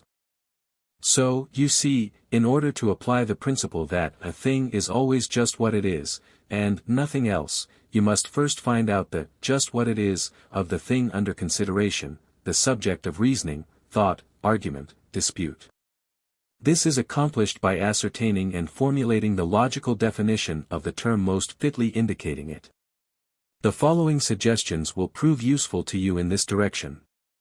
Logical definition. First, impress upon your mind the following statement: my full idea of just what a thing is expressed in a full, exact, and complete definition of the logical term indicating it. A dozen different names and terms may be applied to that thing in common speech, discussion or argument, but its essential logical meaning is not altered in the least by reason of changes of names or terms. The thing remains just what it is in spite of the changed names or terms. Before I attach a name or term to a thing, in logical thought, reasoning or argument, I must be certain that such name or term fitly, completely and logically designates that thing.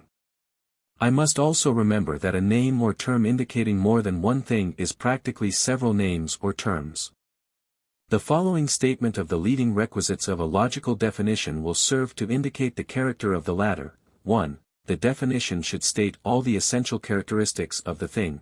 2. Non-essential characteristics should not be stated in the definition. 3. Names or terms indicating the thing should not be included in the definition. It is illogical to define a thing by itself, or in its own terms. 4. The definition should be stated in affirmative terms, negative terms being avoided so far as is possible. 5. The definition should be stated in plain, clear terms. All obscure, ambiguous, or equivocal terms, terms capable of several possible meanings, or conveying only vague, hazy and confused meanings, as well as all figurative language, being avoided. You will discover that but very few such logical definitions are employed in ordinary, popular argument, debate, dispute, or reasoning thought, hence, the great number of fallacies apparent in such. Socrates, the famous Greek philosopher, held that a logical definition contained in itself the answer to most of the questions and problems vexing the mind of man. Accordingly, he formulated the now famous Socratic method, which consisted of having his pupils answer, in the form of logical definitions, his questions concerning the essential and fundamental nature and character of the things under discussion. Thus, he brought them down to first principles, or, in the words of the current popular phrase, down to brass tacks. He made them solve their own problems in this way. He delivered them of their essential ideas. His method was obstetrical. Socrates held that most questions and disputes arose over the meaning of words and terms. He was a wise man. The Socratic method, reduced to its simplest elements, may be applied by you in reaching your logical definition, in which is to be stated just what this thing is, in the following three forms. 1. Ask yourself the questions: what are the essential parts, elements, and factors involved in this thing? What are its essential qualities, properties and attributes? What are its causes? What are its effects? How does it act? What work does it perform? What does it do? Of what greater thing is it a part? Into what class, or classes, of things does it fit? 2. Ask yourself the following questions: what when, where, how, why, what follows. 3. Ask yourselves the following questions. What is it? How do I know it? What of it? These 3 simple forms of applying the Socratic method will serve to deliver your mind of much essential information concerning the thing in question. This will aid you in formulating and passing upon the logical definition of that thing. It is difficult to leave the subject of Socrates in this consideration of the law of identity, for that old philosopher made this law his cardinal principle. His teaching was based largely upon its truth and the means whereby it might be applied in practical reasoning. Socrates had become disgusted with the notorious practices of the sophists, particularly with their habit of quibbling about terms and the names of things. He objected especially to their employment of forms of argument which amounted to but little if anything more than a play upon words, a species of punning in extreme cases. So, he emphasized the law of identity, and asserted that a thing is always itself, no matter what name may be attached to it, and that it is one's business to find out just what the thing is. To him, white was none the less white if the name black was applied to it. He insisted that calling a thing so does not make it so. He was opposed to the bad habit of calling things wrong names. Socrates cautioned his pupils always to be on guard against arguments, or processes of quasi-reasoning, which are really but disputes about terms and names, and in which the suchness, the whichness, and the thingness of particular things are either carelessly or else deliberately ignored. His favorite aphorism was, "Reason about things, not about terms or words." A noted modern logician has expressed the spirit of the Socratic thought in the following words: whatever is actually true of one term is also actually true of any term which is stated to be the same in essential meaning as the first term. Terms may be substituted, one for the other, provided that it is agreed that they refer to exactly the same things. Even the symbol X may be substituted for the class term bird, if it be agreed that by X is meant feathered, winged, warm-blooded, egg-laying, biped vertebrate. Do you get the idea? It is the meaning of the term, not the form, letters or sound, that counts. Before leaving the subject of the law of identity, let us give you a few concrete examples of its value, a few real proofs of its virtue. The study of fallacy arising from the violation of a law of logic will go further toward proving the value and virtue of that law than will much greater study of its technical principles and meaning. The results of the violation of any valid law will bring to one the most convincing proofs of its validity. This is true in every branch or field of human thought or action. Illustrations of the law of identity. The following examples serve to illustrate the general principles of the application of the law of identity. Professor William James, in one of his essays, tells of a hunter who saw a squirrel clinging to the trunk of a tree. The hunter walked slowly around the tree to which the squirrel was clinging. The squirrel, at the same time, moved around the trunk of the tree so that its back was never presented to the hunter. Query: did the hunter walk around the squirrel, or did he fail to do so? According to the laws of logical reasoning, he must either have walked around the squirrel, or not have done so. He could not both have done so and yet not have done so. It must be one thing or the other, but which? This trick question has perplexed many keen, practical minds at first. To many it has seemed like a problem in Einstein. But it really is sophistical in the form stated, the form so strenuously objected to by old Socrates. When the law of identity is applied to it, the difficulty vanishes. The gist of the question depends upon another question, viz., just what is meant by walking around the squirrel. If by walking around the squirrel is meant that the man proceeded so as to face in turn both the back and the front of the squirrel, then the answer must be that he did not do so. If, on the contrary, by walking around the squirrel is meant that the man proceeded so as to move completely around the place where the squirrel was situated, i.e., the trunk of the tree, then the answer must be that he did so. Without an agreement upon just what is meant by walking around, the logical meaning of the term, there can be no logical judgment, but this agreement once reached, this meaning once established, there can be but one logical judgment, and that a very easy one at which to arrive. The law of identity governs this case, when its principles are logically applied, and in it you have an example of the virtue of the rules, define your terms, and reason about things, not about words. Another example, a whale is popularly known as a fish, it looks like a fish, it swims like a fish, it lives in water like a fish.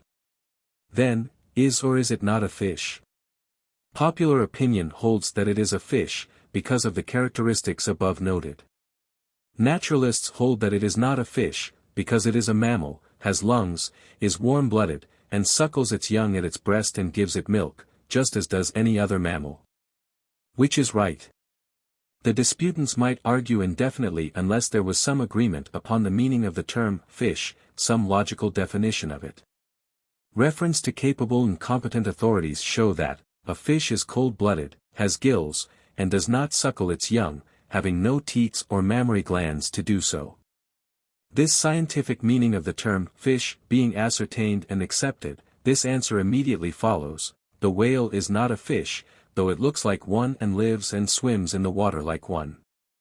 On the contrary, the same reasoning shows that the whale, having all the essential qualities of a mammal, is and must be a mammal. Another example, a person asserts that the water in the bathtub is hot, another says that it is merely warm, a third holds that it is tepid, a fourth believes that it is cool. How is the dispute to be settled?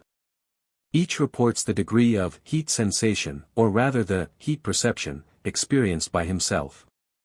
Yet the temperature of that water remains certain, definite, fixed, at least for the moment. Lacking a standard of meaning governing the use of these several terms, there can be no agreement.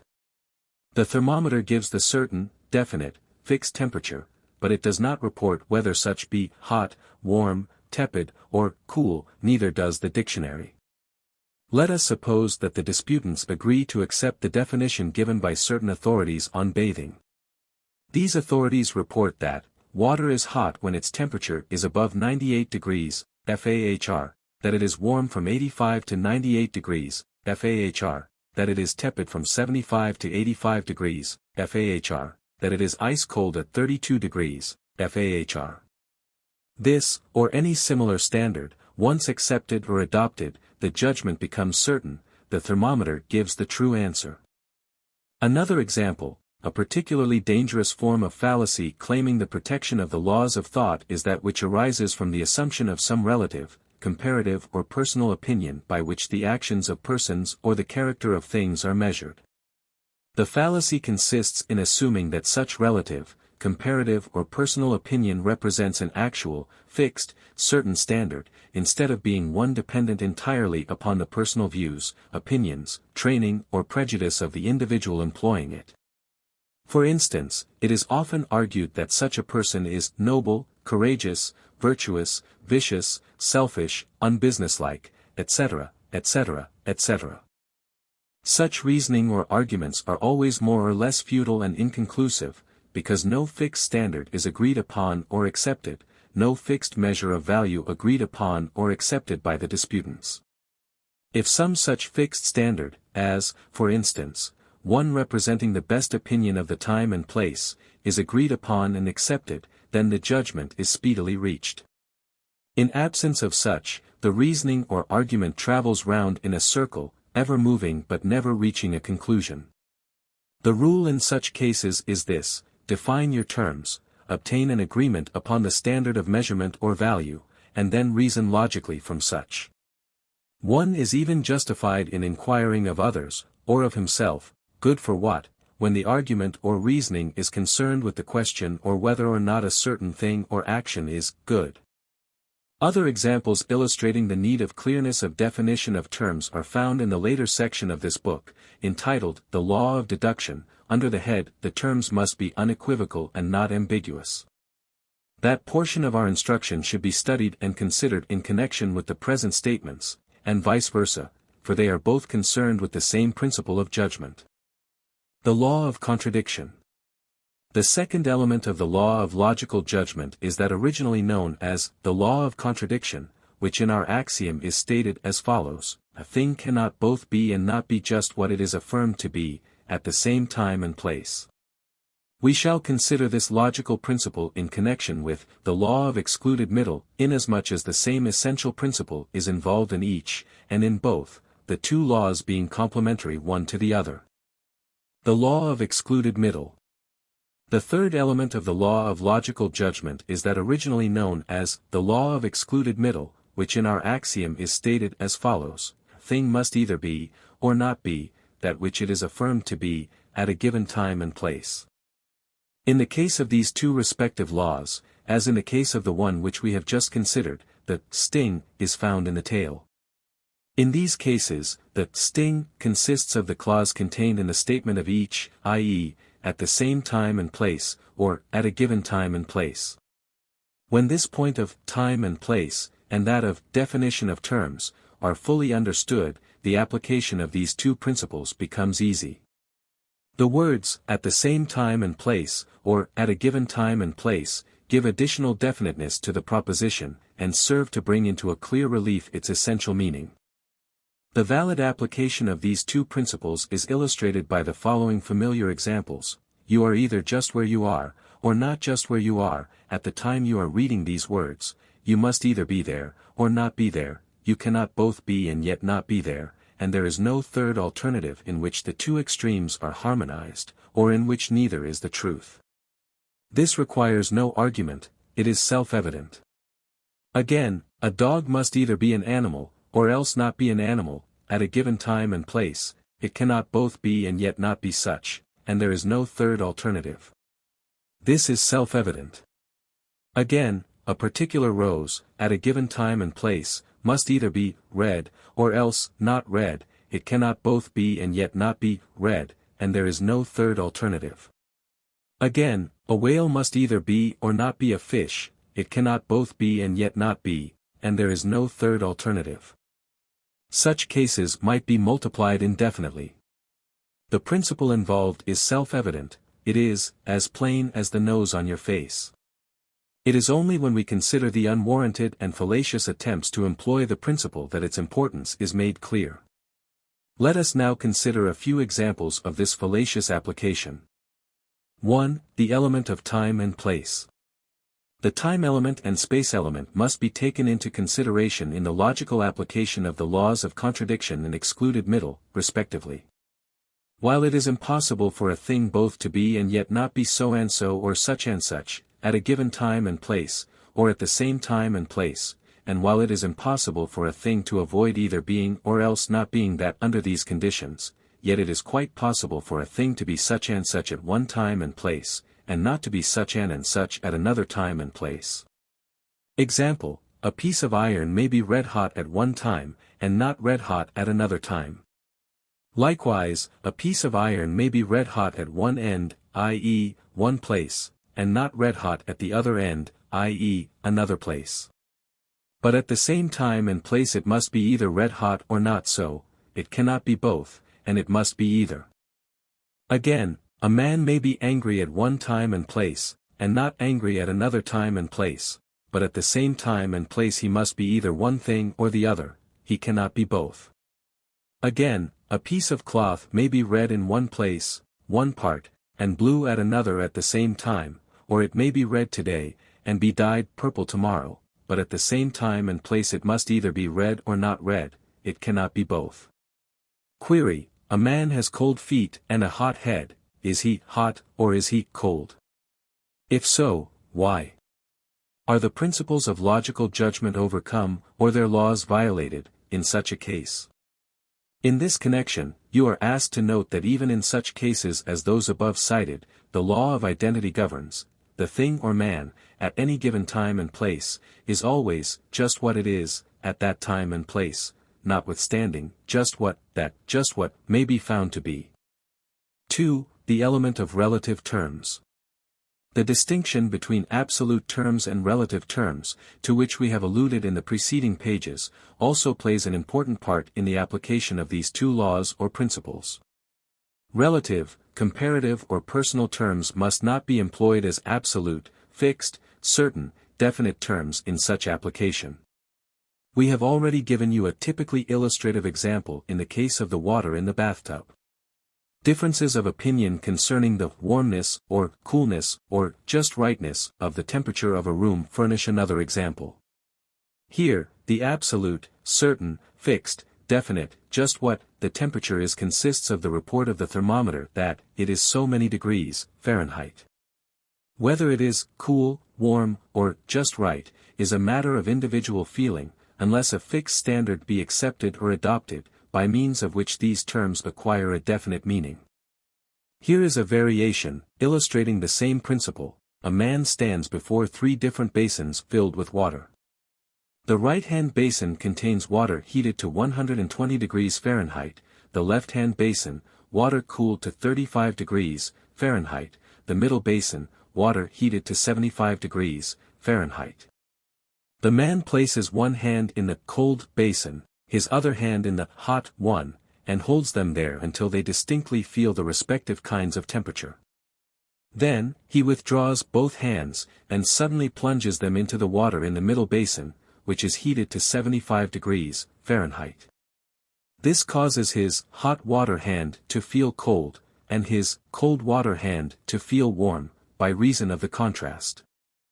Query: is the water of the middle basin cold or not cold? One hand says one thing, the other hand, another. How and why do the laws of logical judgment apply in this case? The answer is, the only certain fact is that the water in the middle basin is of a temperature of 75 degrees Fahrenheit. Only this and nothing more, the rest is a matter of interpretation of sensation according to the existing conditions. If water of 75 degrees Fahrenheit be regarded, as it is, by authorities as tepid or lukewarm, then the water must be regarded as so, the law of logical judgment notwithstanding the conflicting reports of sensation made by the respective hands. Note: if 2 thermometers disagree in their reports, get a standard one, and abide by its decision. We advise you to fix the words lukewarm water in your memory, associating them with the above typical example. By doing so you will have at hand a convenient and useful reminder not to commit the fallacy of confusing relative terms with absolute ones, personal feelings with fixed standards, permanent values with temporary ones. When you hear men arguing about their states of feeling, or their notions, which they mistake for fixed, absolute standards and values, remember the story of the hot hand and the cold hand, and the tepid water in between. We shall not, however, here press the additional point that the truth is found between the 2 extremes. Although this, too, is a fact of general experience, it is, nevertheless, another story, and must be told elsewhere. 3. The element of false opposites. Another perplexing and frequently experienced obstacle to the proper application of the laws and principles now under consideration, is that which arises from a confusion concerning the logical opposite of a certain attribute, property or quality of an object. Thus, many persons think that the true opposite of white is black. Upon this basis one applying the rules of the respective laws of contradiction and excluded middle would be compelled to reason as follows: this thing before me must be either white or else black, for it cannot be both, and there is no third alternative. This reasoning is, of course, fallacious, for the thing in question might be neither white nor black, it might be green, or yellow, or blue, or orange, or purple, or any other color, it might even be colorless, without our rules being violated. The explanation lies in the fact that black is not the logical opposite of white, the true logical opposite of white being not white. All other colors are in the not white class, and it may be stated with logical certainty that everything that exists must be either white or else not white, it cannot be both, and there is nothing else for it to be but one or the other of these. The same state of affairs is found in the respective cases of the apparent opposites known as hot and cold, sharp and dull, and of all other cases in which the contrasting terms represent conditions manifested by the 2 extreme poles of a general class of things or characteristics, there being many degrees of difference between these 2 extreme poles. The same rule applies in cases like Republican and Democrat, Catholic and Protestant, etc. A man may be neither a Republican nor a Democrat, neither a Catholic nor a Protestant, for there is always a third alternative, or a something else to be, in such cases. The proper grouping of the opposites in these cases is as follows: Republican or non-Republican, Democrat or non-Democrat, Catholic or non-Catholic, Protestant or non-Protestant. Thus, each and every man that lives, no matter what may be his politics or religion, even if he be without political or religious affiliations, must be either a Republican or a non-Republican, a Democrat or a non-Democrat, a Catholic or a non-Catholic, or, for that matter, either the King of England or not the King of England. The little prefixes not or non indicate the true logical opposite to anything whatsoever, when attached to the name or term designating that thing. The combined laws of contradiction and excluded middle, rightly understood and logically applied, are found to possess the absolute character of arithmetical or geometrical laws and principles. No true exceptions to these laws ever have been discovered. Every apparent exception, when analyzed and explained, becomes an additional verification. The human mind is compelled to think according to these laws, when it reasons logically. Reasoning Power, Practical Logic. By William Walker Atkinson, 1922. The Law of Logical Analogy. You are now invited to consider that important law of logical reasoning known as the law of logical analogy. This law represents the universal experience of human thought rationally applied and directed. The law of logical analogy is expressed in the fourth of the 7 axioms of logical reasoning, which is as follows. 4. The axiom of logical analogy: a few things which are alike in many respects are probably, though not certainly, alike in some other respects. The principle of reasoning is the one most frequently employed by the average person. Many, indeed, but seldom use any other form. Rightly understood, and employed within proper limits, it constitutes an important rule of rational thought, but the possibilities of the careless and unwarranted extension of its employment by those not recognizing its limitations has caused logicians to advance but cautiously its claims. Reasoning by analogy is the most primitive form of reasoning, and it certainly was the only form employed by primitive man, just as today it is the only form known to the undeveloped races, and, indeed, the only one used by untrained, uncultured minds even in civilized communities. It has a valid foundation in observation and experience, and, when a single-story structure is erected upon it, it frequently serves well its purpose, but when we attempt to build upon it a skyscraper, the rising structure frequently becomes insecure and often tumbles to the ground. Indeed, usually it is dangerous to build upon it a structure which rises above the ground floor story. Many valuable discoveries have been made through the principle of analogy. Thus, a man who has mined gold in California, and who was then visiting in New South Wales, noticed that the mountains in the latter country were very similar in appearance to certain mountains in California in which he had dug gold. He, reasoning by analogy, concluded that the mountains being alike in some respects, also should be alike in other respects, and so he dug for gold in them. His guess proved to be correct. He found rich ore in the hills, and the result was the great discovery of gold in Australia. Geologists employed the principle of analogy in their judgment that certain rocks were originally formed by processes similar to those observed to be in operation in the present period of the Earth's history. Noticing the marks on a sandy sea beach from which the waves had just receded, they reasoned that the similar marks on certain rock formations were produced in the same way at some early period of the history of the Earth, the soft material afterward becoming hardened by natural processes. Seeing on certain rocks marks similar to those now impressed upon clay by raindrops and by the footprints of birds, mammals and insects, they reasoned that the markings on the rocks were caused in the same way, by prehistoric creatures, at some early geological period when the rocks were in a plastic condition. In the same way, it is reasoned that the printed tables of logarithms used by the Chinese were either copied from similar tables of the English, or else both had a common origin. The probability of mere coincidence was overcome by the discovery that certain errors in the English tables were duplicated in the ones used by the Chinese. The analogy was so complete that the hypothesis of copying or a common origin was the only reasonable one. In the same way, it is reasoned that inasmuch as the planet Mars is found to have certain areas believed to be seas, and certain others believed to be land, therefore conditions on that planet must resemble to some extent those of the Earth. Moreover, at each pole of Mars there is observed to be a white, rounded spot which is perceived to decrease in circumference when exposed to the sun's direct rays, and to increase at other times, just as do the masses of ice and snow found around the poles of the Earth. Here the analogy is so close that astronomers feel justified in believing that Mars has ice and snow at its poles, just as has the Earth.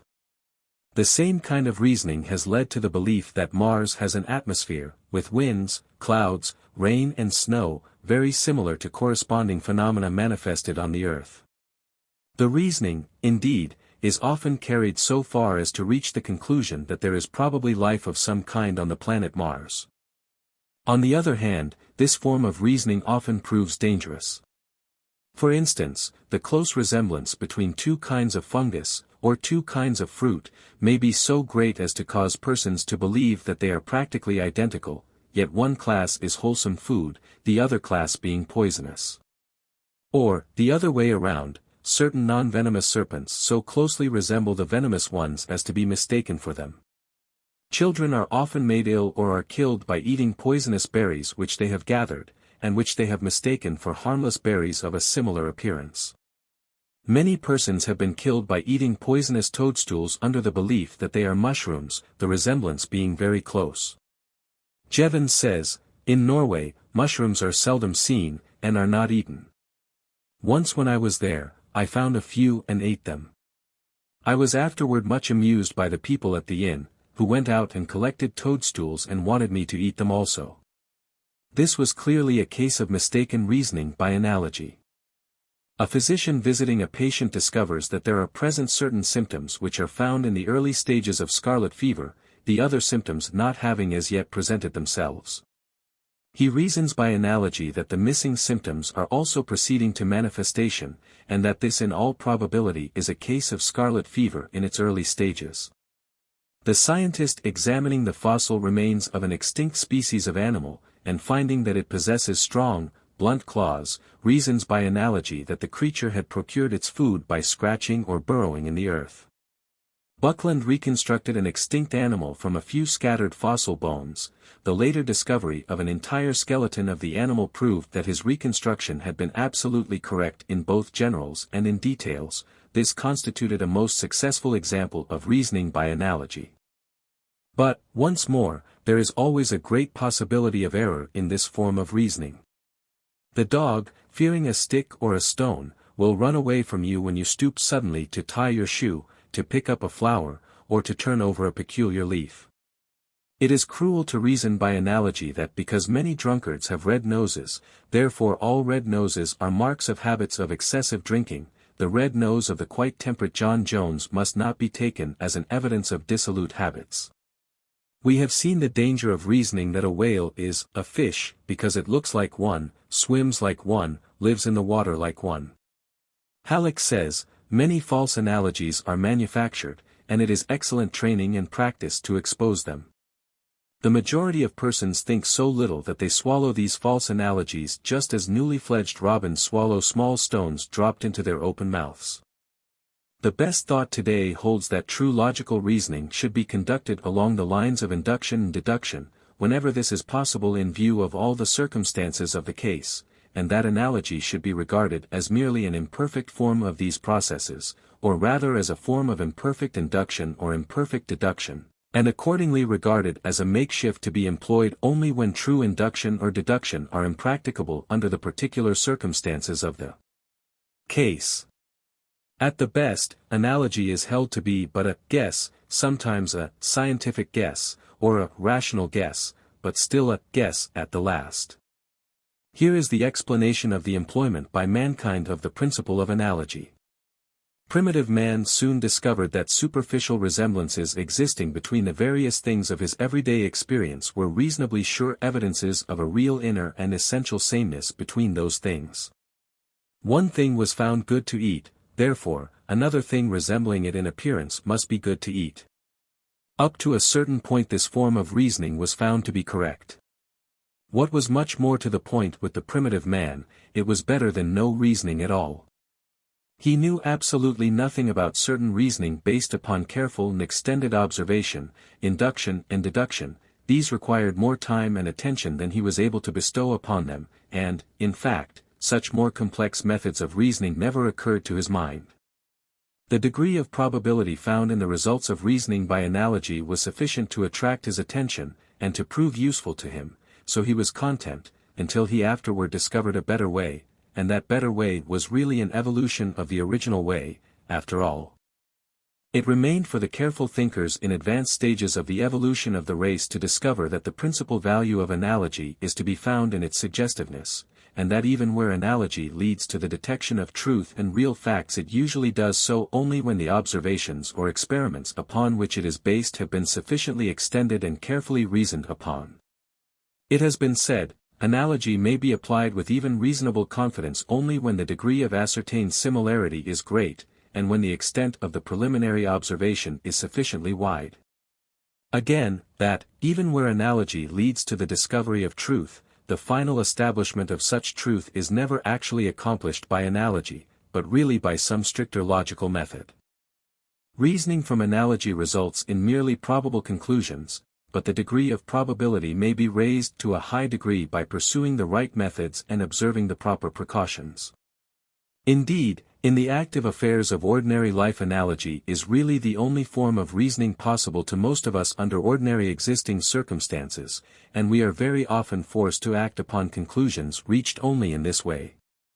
Reasoning by analogy, carefully and cautiously exercised, has led to many important discoveries of natural science, mechanics, medicine, psychology, etc., and it is often effectively applied in the practice of law and in judicial decisions. In short, analogy is useful, often necessary, frequently the only possible way, but its application must always be surrounded by the greatest care, and exercised with the greatest caution. The essential distinction between analogy and induction is as follows. Analogy proceeds upon the general principle that, a few things having many characteristics in common, also have other characteristics in common. Induction proceeds upon the general principle that, many things having a few characteristics in common, all other things of the same class also have all these same essential characteristics. Further, in analogy we usually confine ourselves chiefly to the observation of the external and incidental characteristics of the several things in question. In induction, however, we extend the observation and apply it particularly to the internal and essential characteristics of the things examined. We go deeper into the examination and search for the essential elements. The following diagram will illustrate the principal points of distinction between the processes of analogy and induction, respectively.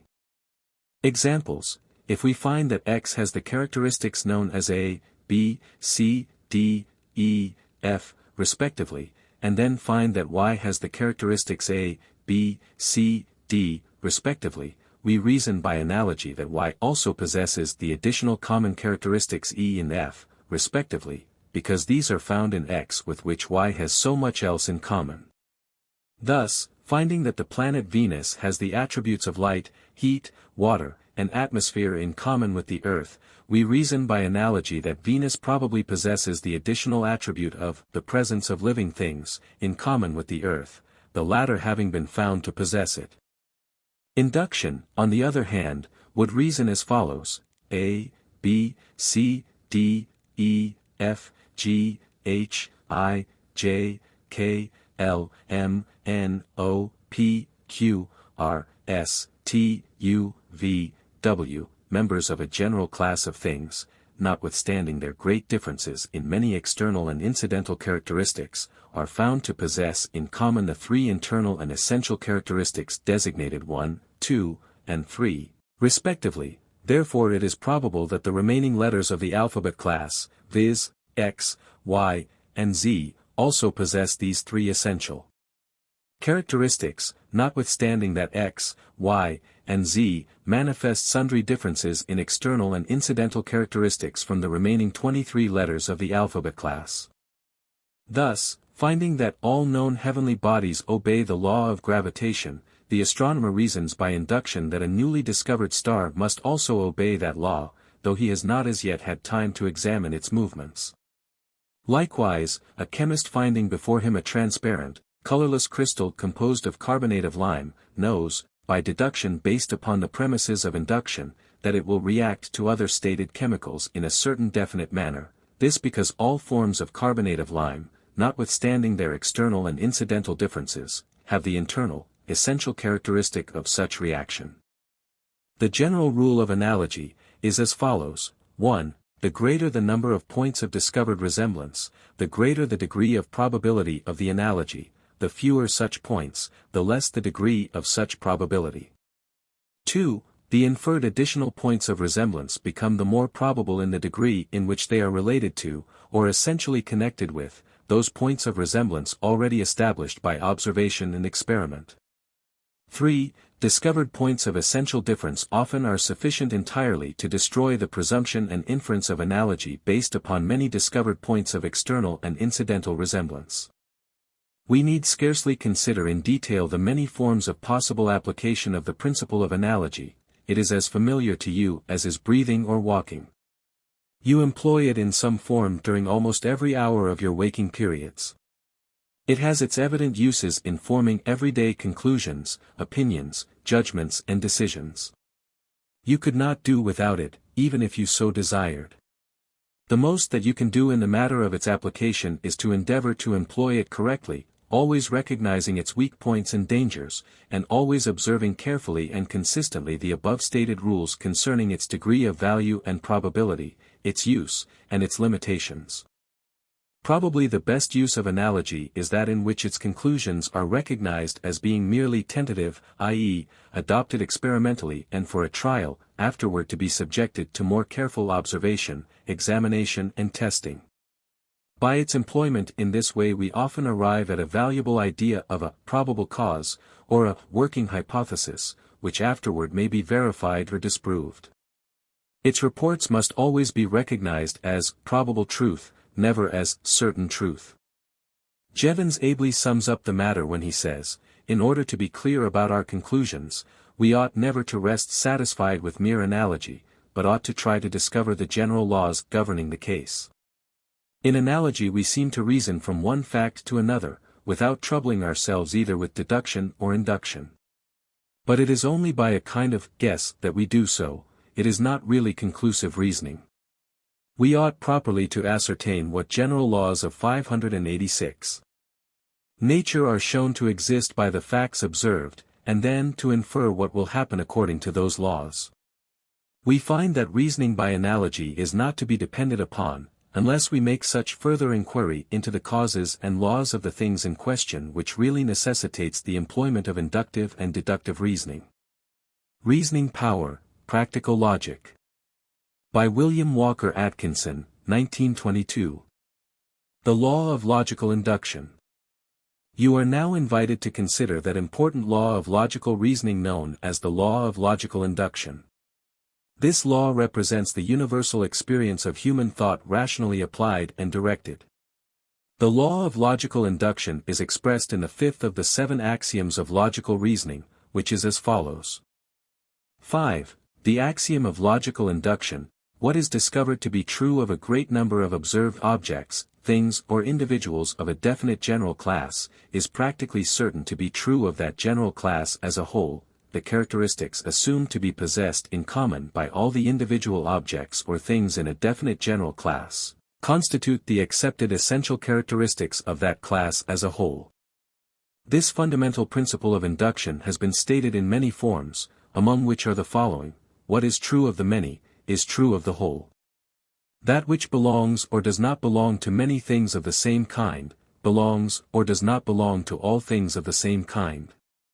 Mill's statement of the principle of induction is very comprehensive. It is as follows: induction is that operation of the mind by which we infer that what we know in a particular case or cases will be true in all cases which resemble the former in certain assignable respects.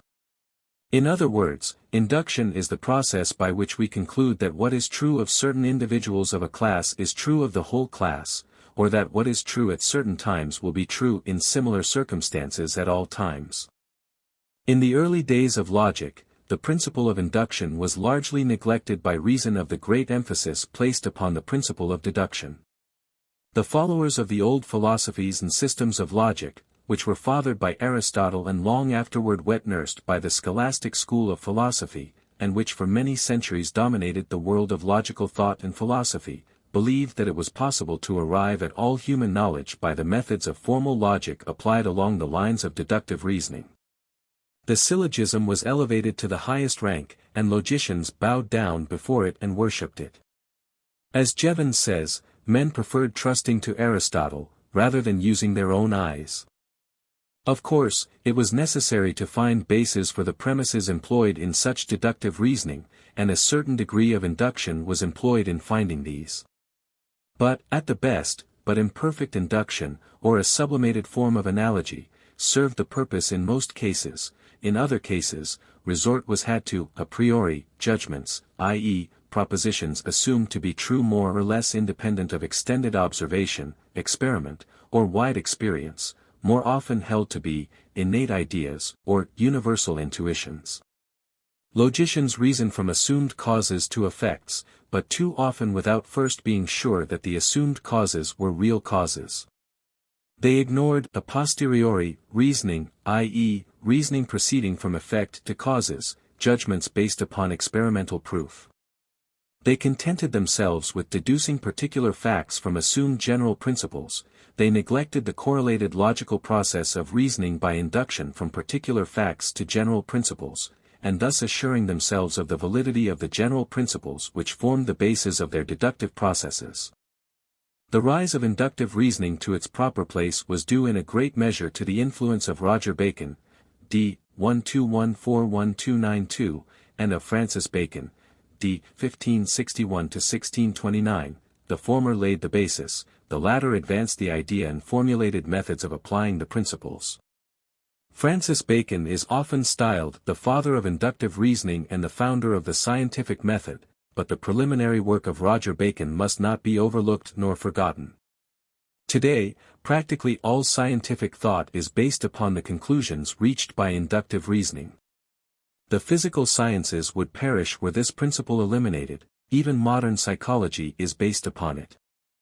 Modern logic gives inductive reasoning a high place. Indeed, there are learned logicians who even go so far as to claim that deductive reasoning is but a reflection of inductive reasoning, and that deduction usually is but a restatement of the conclusions already arrived at through induction.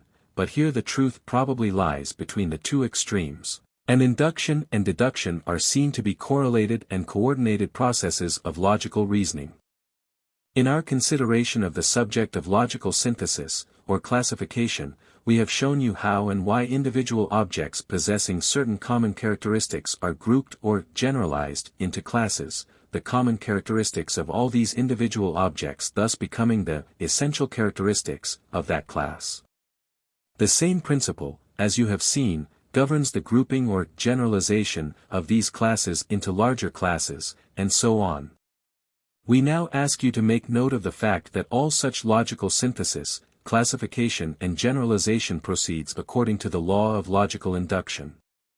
It is governed by the principle that, the characteristics assumed to be possessed in common by all the individual objects or things in a definite class, constitute the accepted essential characteristics of that class as a whole. Such characteristics become the essential elements or qualities of the concept representing that general class of particular things or individual objects.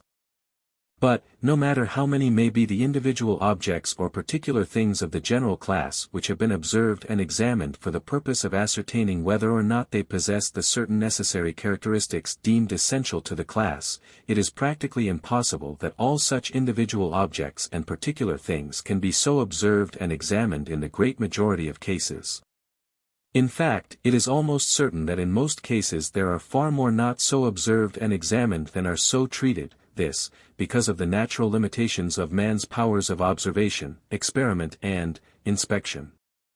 Hence, usually the law of induction bases its conclusions upon human experience with the many rather than with the all of a class of things and objects. This fact is expressed in the axiom, as follows: what is discovered to be true of a great number of observed objects, things, or individuals of a definite general class, is practically certain to be true of that general class as a whole. If all the individual things and particular objects in a certain class are observed, subjected to experiment, and found to possess certain characteristics in common, then the judgment must be that these common characteristics absolutely and certainly are the essential elements or qualities of that class, and of its associated concept.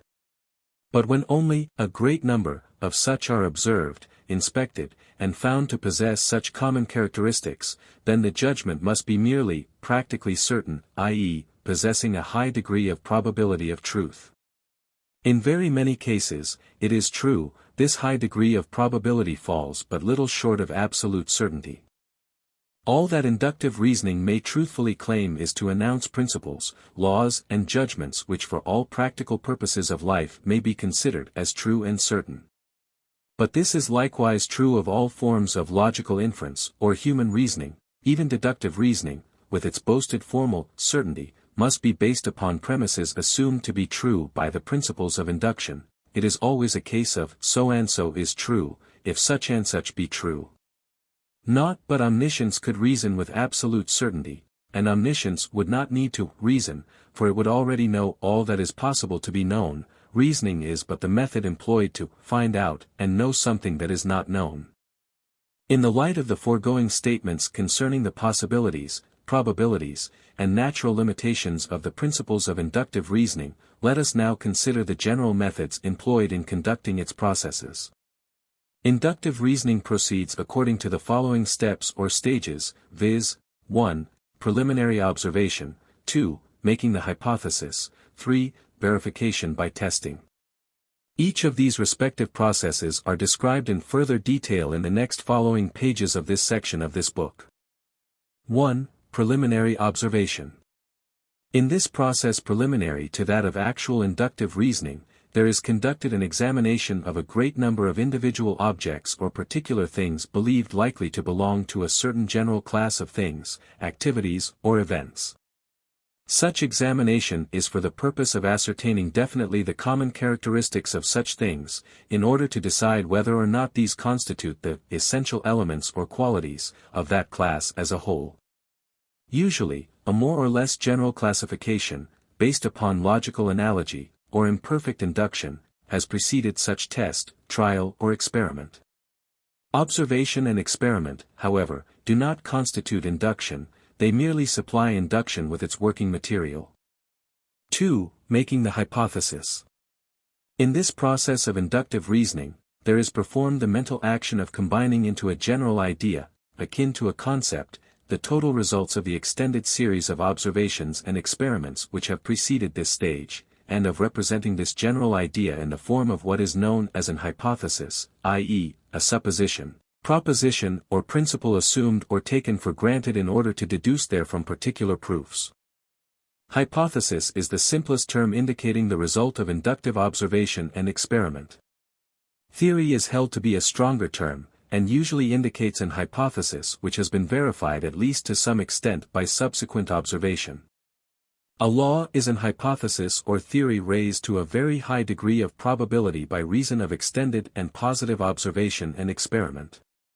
A principle is a law of laws, or the reason of laws, or a universal law including in its content several subordinate laws which are governed by its essential characteristics and powers. A law, from another viewpoint, may be said to be a general rule of procedure according to which things move, act, and work, a principle being that by reason of which change-producing actions and motions proceed, and in which they have their source. But the latter two terms, law and principle, respectively, have a wide range of meaning, are subjected to varied interpretations and definitions, and are applied to many different general ideas. We give here merely their respective meanings as usually understood and employed in logic, physical science and psychology. Hypotheses, as might be supposed, possess varying respective degrees of validity or probability. Some are merely tentative or working hypotheses employed for convenience of thought and further investigation, others rise to the dignity of verified theory, or perhaps even to the high rank of laws and principles. The following general rule is usually employed by logical, scientific thinkers to determine the respective value and strength of hypotheses. Rule for valuation of hypotheses. 1. If the hypothesis involves only a few essential characteristics of its class, it must be supported by a much larger number of particular observations and experiments than if it involves a greater number of such. 2. The greater the number of facts and phenomena satisfactorily accounted for by an hypothesis, the greater is its probable validity. 3. Where there is more than one hypothesis claiming recognition as the explanation of a series of given facts or phenomena, then that one which is found to account for the greater number of such effects is to be considered as the most probable, all else being considered.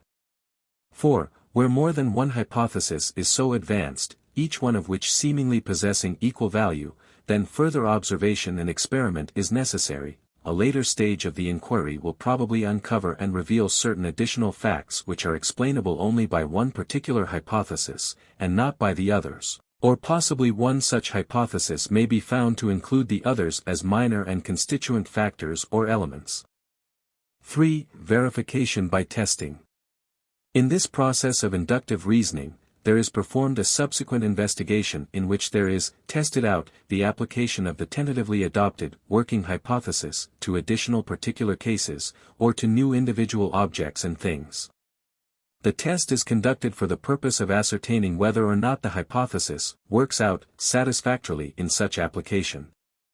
Each case in which it is found to work out satisfactorily tends to strengthen it. But if there are found one or more cases in which it will not work out satisfactorily, provided that the failure cannot be accounted for or explained away logically and rationally, it is weakened to that extent.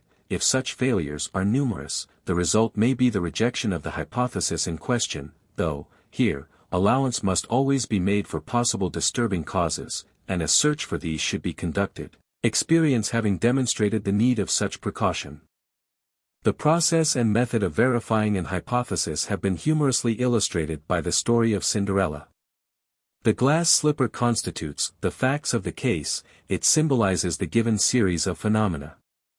Cinderella is the hypothesis, or, rather, one of the hypotheses, for each one of her rival sisters is also an hypothesis. The process of testing for verification consists of trying the glass slipper in turn on the feet of the several rival candidates.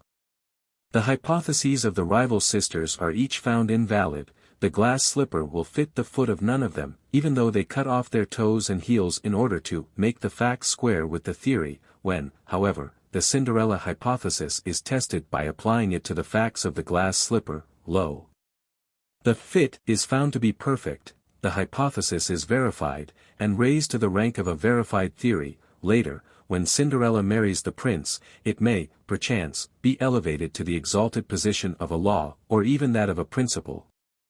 Rules of verification. The test of verification is not merely simple observation, but rather experimental observation, i.e., observation resulting from a test, trial, or experiment, conducted on scientific principles, in which the possibilities of error are largely eliminated. The success of the test, trial and experiment is determined by the proportion of cases found to be explainable by reason of the hypothesis. The greater the number of cases so explained and accounted for, the greater degree of probability and validity must be attached to the hypothesis, and the more perfect will be deemed the induction. The facts and the hypothesis must agree with each other. The greater the agreement, the greater the probability, validity, and degree of verification. A reasonable number of failures is usually sufficient to discredit an hypothesis, unless such can be explained by the presence and action of a disturbing agency. Once, a promising theory of astronomy was seemingly discredited by the erratic movement of a certain planet. Later, a disturbing agent was detected in the form of a certain previously undiscovered planet which had served to pull the first-named planet out of place. The discovery of the new planet explained the discrepancy, and cancelled the evidence against the theory. If the hypothesis is found materially wrong, and therefore discredited, two alternative courses are open, viz., 1. To discard the hypothesis, and then to seek for a new and better one, or, 2. To modify the faulty hypothesis in some minor degree, and to then test it once more in its new form. This frequently cures the trouble, and settles the matter satisfactorily. The law of parsimony. The law of parsimony, carefully applied, often results satisfactorily in deciding between two or more promising hypotheses. This law is stated as follows. 1. Explanations should not be unnecessarily extended, multiplied or complicated, but should be limited so far as is possible, and rendered simple so far as is possible. 2. All else being equal, a simple explanation should be preferred to a complex one, a limited explanation, to a more extended one, a close, ready, immediate explanation, to a remote one. 3. An unknown must not be accounted for or explained, by one still less knowable, or still more unknown, when a known explanation is at hand. The law of parsimony has also been called the law of the economy of thought. It is a valuable and efficient, though comparatively little known, principle of logical thought. We advise you to commit it to memory, and to apply it. Reasoning Power, Practical Logic. By William Walker Atkinson, 1922. The Law of Logical Causation. You are now invited to consider that important law of logical reasoning known as the law of logical causation. This law represents the universal experience of human thought rationally applied and directed. The law of logical causation is expressed in the sixth of the 7 axioms of logical reasoning, which is as follows. 6. The axiom of logical causation: every change, happening, event, or entrance into or exit from existence, proceeds from precedent conditions or causes, given the same causative factors, the same material elements, and the same environmental conditions, the same results and effects will follow in all cases so determined and conditioned. This axiom states a truth which is verified by all human experience, is supported by the common-sense reports of the race, and is substantiated by the judgment of the keenest logical and philosophical thought. It is regarded as self-evident truth, and as a proposition which may be taken for granted. It is assumed in all logical thought, and is implied in all true reasoning. The following consideration is not intended to be offered as proof of its truth, but is designed merely to elucidate and make clearer the manifestation of this principle in the world of thought and things. The law of causation is expressed in popular terms as follows: everything that happens is the result of a cause, without a cause, nothing happens. A more technical statement is, all changes in things, and, therefore, all actions, movements, events, happenings, and occurrences involving change, are the results or effects of certain antecedent activities, conditions, forms or states of things, known as causes. These causes being present, the results and effects must occur; these causes being absent, the results and effects cannot occur. The following statements of technical, authoritative writers of the subject may serve to illustrate further the natural principle operating through this law. Jevons says, the cause of an event means the circumstances which must have preceded in order that the event should happen. Baldwin says, every event is the result or sequel of some previous event, or events, without which it could not have happened, and which being present it must take place. McGilvary says, causation is the relation of cause to effect. The cause of any event is a preceding event without which the event in question would not have occurred. Both causes and effects are always events, not things, but things in action. The complete cause would be all the indispensable previous events. But as all inquiry that is of any value is confined within limits, the question as to the cause of an event is not generally a demand for the complete inventory of indispensable previous events, but some event which, in connection with other events, taken for granted, is needed to account for the event under discussion. If we deny the law of causation, we may as well deny the existence of all natural law and order, for natural law and order cannot proceed from chance, but is clearly the manifestation of the law of causation. A law is the way things act and proceed, and all things are discovered to act and proceed according to orderly sequence and logical order. This universal fact attests the validity of the law of causation. The ancients employed the term, the cosmos, to indicate the world conceived as proceeding according to law and order, the opposite conception and term being that of chaos, or the world conceived as lacking law and order, and hence, the world conceived as existing in a state of lawlessness, disorder, and confusion. The position of modern science is that so forcibly expressed by one of its pioneers in the axiom, the universe is governed by laws. The only alternative is the conception of a world of chance. The latter is unthinkable in view of the discovery of the constant and invariable operation of the law of causation in the universe. Logical thought recognizes the existence of chance only in the sense and signification of the unknown, unperceived, or remote causes of an event.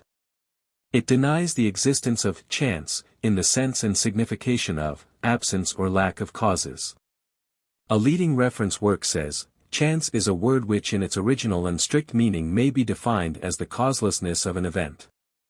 But with the growing insight into the universal prevalence of causality, chance in this sense of the term is no longer regarded as possible." The word continues to be used in a different sense, viz., the unknown cause or causes of an event. The cause or causes may be entirely unknown, or unknown only in detail. In either case there is a lack of predictability, and in so far as an event is unpredictable it is said to be due to chance. The unpredictable event is itself called an accident, sometimes also itself a chance. You will notice that in the axiom of causation is stated that not only every change, happening, or event, but also every entrance into or exit from existence, comes under the law, and proceeds from precedent conditions or causes. An event is that which comes, arrives, or happens. Events arise from and are accompanied by changes in things. Every change in things implies a cause or causes producing the change. It is logical to posit a necessary cause to account for every change. Now, every entrance into or exit from existence is a change, or becoming, consequently every coming into existence or exit from existence must have its cause. But, note this important fact, if there be posited a something or somewhat which is eternal, and which, therefore, has never come into existence, or entered into existence, or become existent, then the existence of that something or somewhat does not imply the necessary precedent existence and action of a cause, and, logically, we have no right to demand a cause for such. Consequently, each and every school of philosophy, metaphysics, or theology equally is entitled to be absolved from the necessity of explaining by cause the fact of the existence of its own particular posited eternal ultimate principle, law, process, or being, upon some one of which all philosophies, systems of metaphysics and theologies base their respective reasoning. If there exists anything that is eternal, then such thing must of necessity be causeless. Only that which is conceived as coming into or entering into existence requires the positing of a cause to explain such becoming. As Bound says, it is not existence as such that demands a cause, but a changing existence. It is entrance and exit only that give rise to this demand. Whatever manifests them must have a cause, whatever does not manifest them can dispense with a cause. However, in this particular instruction we are dealing only with natural things, things which become objects of perception and conception. All such things are temporal things, things which have come into existence, which manifest constant change during their period of existence, and which are destined to pass out of existence, all through a process of becoming. Such things, then, are clearly under the law of causation. In the present consideration, therefore, we are dealing only with things that come, dwell a while, and then go, all under the law of change, and therefore, under the law of causation. The importance of the law of causation is realized more fully when it is recognized that in the cause or causes of an event, happening, change or entrance into existence, are to be found the because, reason, and explanation of the occurrence. When you know the cause or causes, then you are aware of the reasons, explaining and accounting for the effect or result. When you say that such and such a thing happened because of so and so, then that so and so represents the cause or causes because of which the thing happened, occurred, changed or made its entrance into existence, or passed out of existence. So, you see, there are great principles involved in the law of causation. The application of the principles of the law of causation in logical reasoning is performed chiefly in certain phases of inductive reasoning, which form the subject of the preceding section of this book devoted to the consideration of the law of induction. Inductive reasoning is actively concerned with the discovery of the unknown causes of known effects and results, of known events, happenings, changes, entrances into and exits from existence, in short, with the relations of cause and effect existing between all things. At that point of our instruction in which inductive reasoning was considered in detail, your attention was directed to the general laws and principles involved in that form of logical reasoning. However, at this point, we think it proper to call your attention to some special rules observed by trained reasoners in those processes of inductive reasoning having to do with the operation of the law of causation. Difficulties of discovering causal relations. The following general classes of difficulties experienced in determining the relation of cause and effect manifesting in correlated things should be carefully noted by you.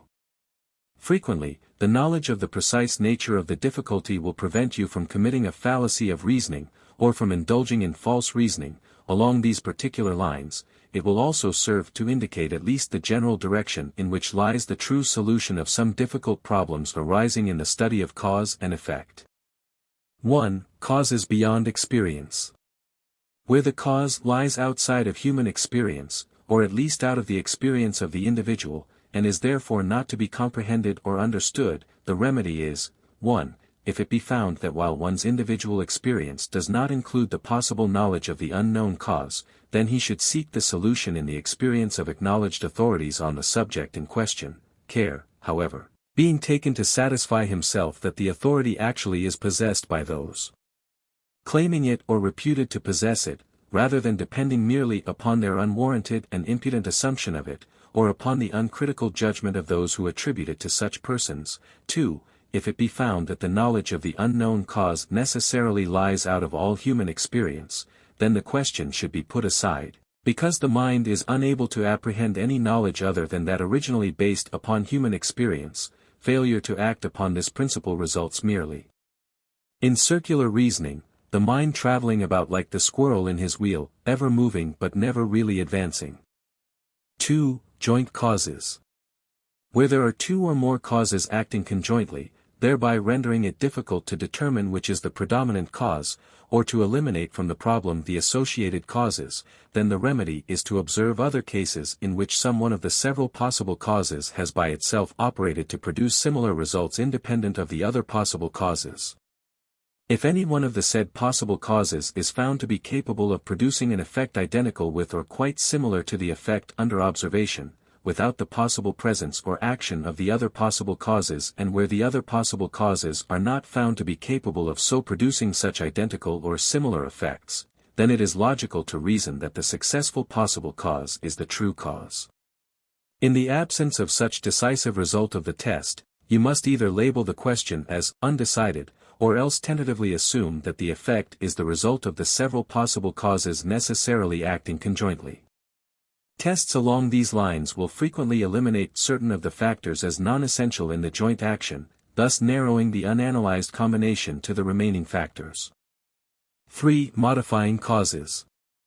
Where there are found to exist some modifying or counteracting cause or causes, which tend to confuse the investigator and to cloud the result of his investigation, then the remedy is that of elimination. See the below stated rule of elimination. 4. Plurality of possible causes. Where there are found present and active several possible causes, either of which seems to be sufficient to account for the effect, then here again the remedy is found in elimination. See the rule stated below. 5. Cause or co-effect. Where to the casual reasoner there seems to be found in a supposed cause the sufficient explanation of the effect, but where to the more careful reasoner the supposed cause appears to be possibly merely a co-effect of the true unknown cause rather than that true cause itself, then here again the remedy is that of elimination. See the rule stated below. 6. Coincidence.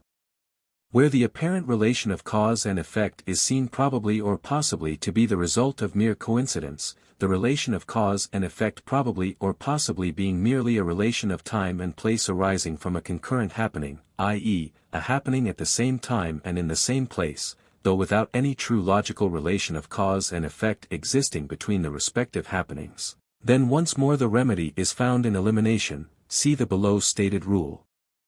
8. Reversal of relation.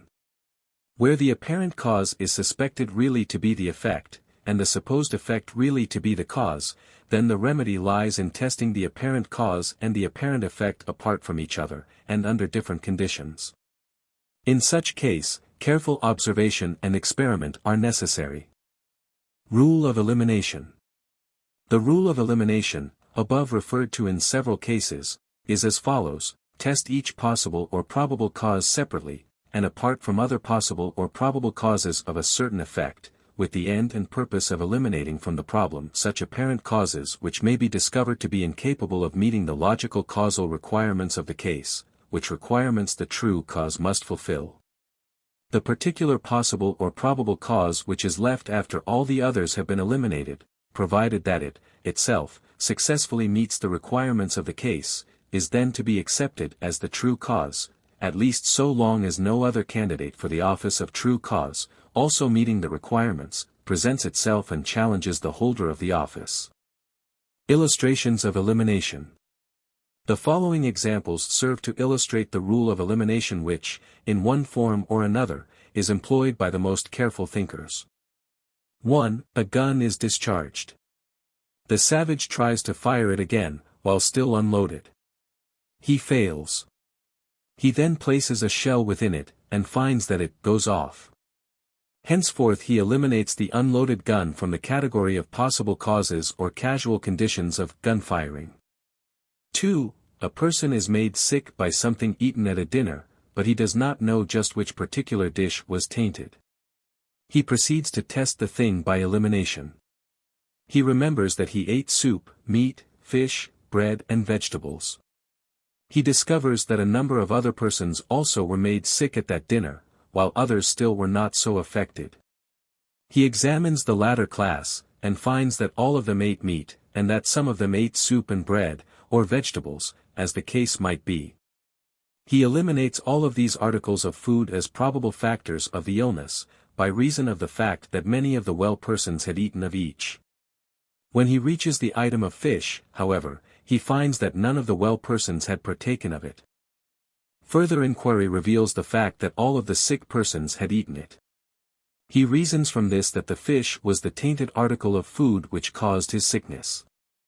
If he alone had been made sick, his test would have shown either, A, that his particular portion of some article of food had been tainted, or, B, that his stomach was in bad order, or, C, that some particular combination of food had disagreed with him by reason of some personal idiosyncrasy. We have here several elements of possible cause and effect, and the detection of the true cause. Try to discover each, it will give you good practice and exercise. 3. Nitroglycerin is discovered to be explosive. A man wishing to discover the prime explosive factors of the composite article tried separately the several constituent ingredients, i.e., glycerin and the nitric and other acids which composed it. He found that none of the several separated ingredients exploded, and that no other than a certain special combination of these exploded. In the case of many explosives, the explosion occurs only when the several ingredients are combined in certain proportions. Hence the conclusion that all of these factors, in certain combination and coordination, are the necessary factors of the cause, and constitute the true cause of the effect. 4. A man finds that his cup of tea is bad. He tries the experiment of using a different brand of tea, boiling it in the same kind of water. This results in another bad cup of tea. He then separately tries both brands of tea, using a different kind of water from that first used. Both cups are found good. He decides that something was wrong with the water, and that the water was the true cause of the effect. 5. A scientific man fills a receiver full of air, and causes a bell to ring within the closed receiver. He hears the sound. Then he exhausts the air from the receiver, and causes the bell to swing. He hears no sound. Hence he reasons that the effect, i.e., the sound of the bell, which was present in one case, and absent in the other, resulted from the discovered essential cause, i.e., the presence of their air which conducted the sound waves. 6. A man finds a room well lighted. He notices a number of peculiar glowing globes about the room. He had never seen an electric light lamp before. He experiments by turning off the globes, one after the other, and then turning them on again, one by one. He finds that the light in the room decreases by reason of the first action and increases by reason of the second. Therefore he reasons that the peculiar glowing globes are the true cause of the light in the room. 7. A man weighs a barrel filled with flour, he finds that it registers 210 pounds. He knows that the empty barrel alone weighs 14 pounds. He reasons that he has 196 pounds of flour in that barrel, which is the cause of that part of the effect which was not attributable to the barrel. These are trifling examples and illustrations, you may say. Well, they are so, provided that you fail to grasp the basic principle involved in each. But these basic principles are precisely the ones employed by the great scientists, and by reason of which they have made their great discoveries of laws and principles. Perhaps, however, you may grasp these principles better when we present to you illustrations of certain fallacies resulting from a failure to apply them. Here are a few familiar and typically illustrative cases involving such fallacies. 1. Mistaken causes. The rooster thought that his crowing caused the sun to rise, because, always just after he crowed, up came the sun. His fallacy was exposed when one day he overslept himself, and the sun rose without his crowing. Again, in ancient times, from the coincidence of the simultaneous appearance of a comet and an epidemic of the plague, it was reasoned that the comet was the cause of the plague. The fallacy was exposed when it was shown that other comets had appeared without the coincident appearance of the plague, and likewise, that other plagues had appeared when no comet accompanied them. Again, a child reasoned that because deaths in that town were always preceded by the visits of a physician, therefore, the doctors were the causes of the deaths. You may expose this fallacy for yourself. Again, ignorant and violently prejudiced people have sought to attribute the occurrence of bad crops, unfavorable seasons, bad weather in harvesting season, etc., to the fact that a particular political party happened to be in power. You may smile at this, but cases of this kind actually have been experienced. Other cases just as silly are those in which a certain administration, or political party in power, has been held to be the cause of things which were utterly beyond its power to affect one way or another, and which proceeded from entirely different causes. 2. Confusion of cause and effect. Some ignorant persons think that the eruptive pimples which are the symptoms of certain diseases are really the cause of the disease instead of its effect. Again, it might be argued that silk hats are the cause of civilization, because the greater the degree of civilization the greater the number of high hats appearing on the streets. Again, that, for the same reasons, automobiles are the cause of prosperity instead of an effect of it. Again, that, for the same reasons, straw hats are the cause of hot weather. Again, that certain royal personages were the respective causes of the high degree of culture, prosperity and progress during certain periods, instead of their being merely incidental and coincidental facts. This is quite a common fallacy. The foregoing examples may seem to be absurdly exaggerated cases of fallacy of this kind, but others of the same general character, and equally contrary to reason, are being manifested by presumably intelligent persons every day in the year, and often are undetected and unexposed. When you train your mind along the lines of practical logic, you will by habit escape perpetrating these offenses against logical reasoning, and will instinctively recognize and detect such when seriously and solemnly advanced by others.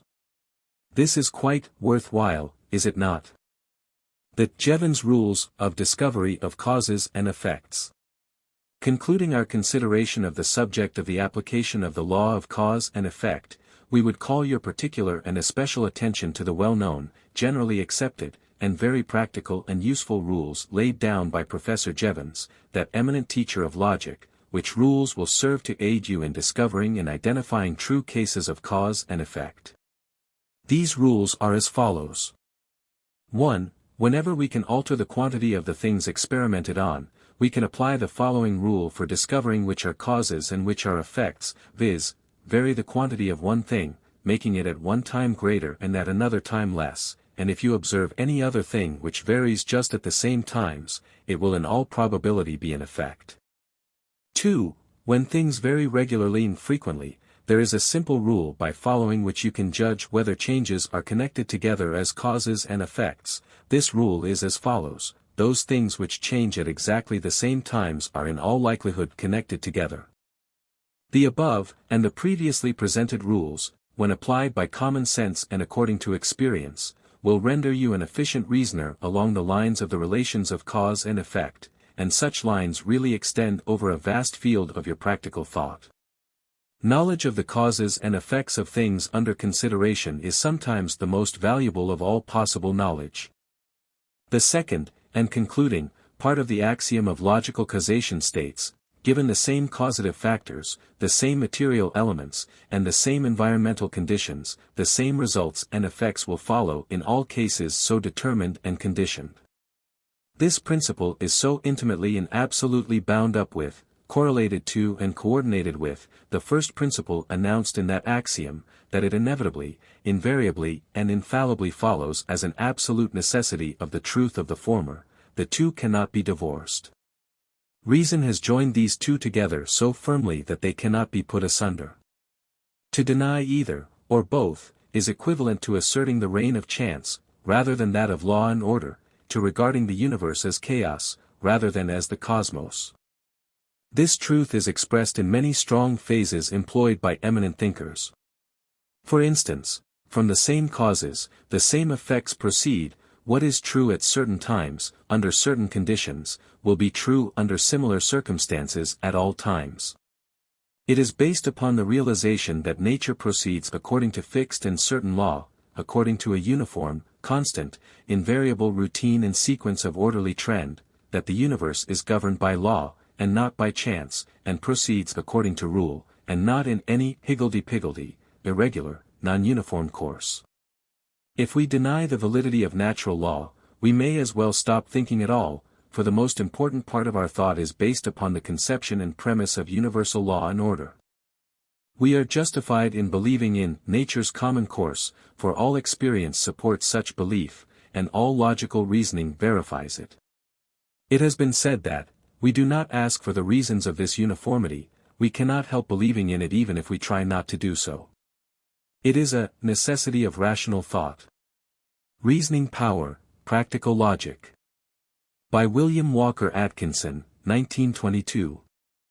The Law of Logical Deduction. You are now invited to consider that important law of logical reasoning known as the law of logical deduction. This law represents the universal experience of human thought, rationally applied and directed. The law of logical deduction is expressed in the seventh of the 7 axioms of logical reasoning, which is as follows. 7. Axiom of logical deduction: what is true of the class as a whole, must be true of each, every, and all the individuals composing that class. The principle, law and truth embodied in this axiom is employed in all logical reasoning. It is regarded as self-evident truth, properly to be taken for granted, it is assumed in all logical thought, and is implied in all true reasoning. The law of logical deduction from the earliest times has been recognized and employed in logical reasoning. In fact, until the rise into favor of inductive reasoning, the logicians held that deduction was the only valid form of logical inference.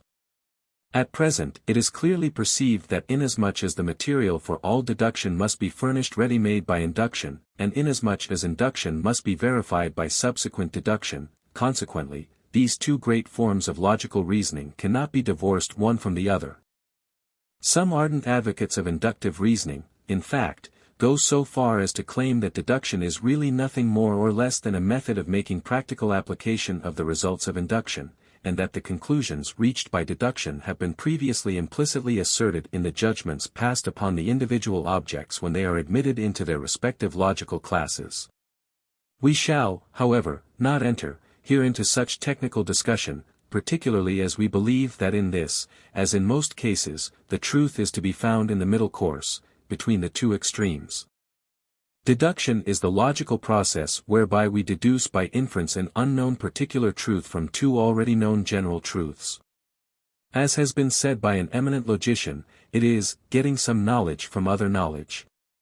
Again, it has been stated as finding out what is true if certain other things are true.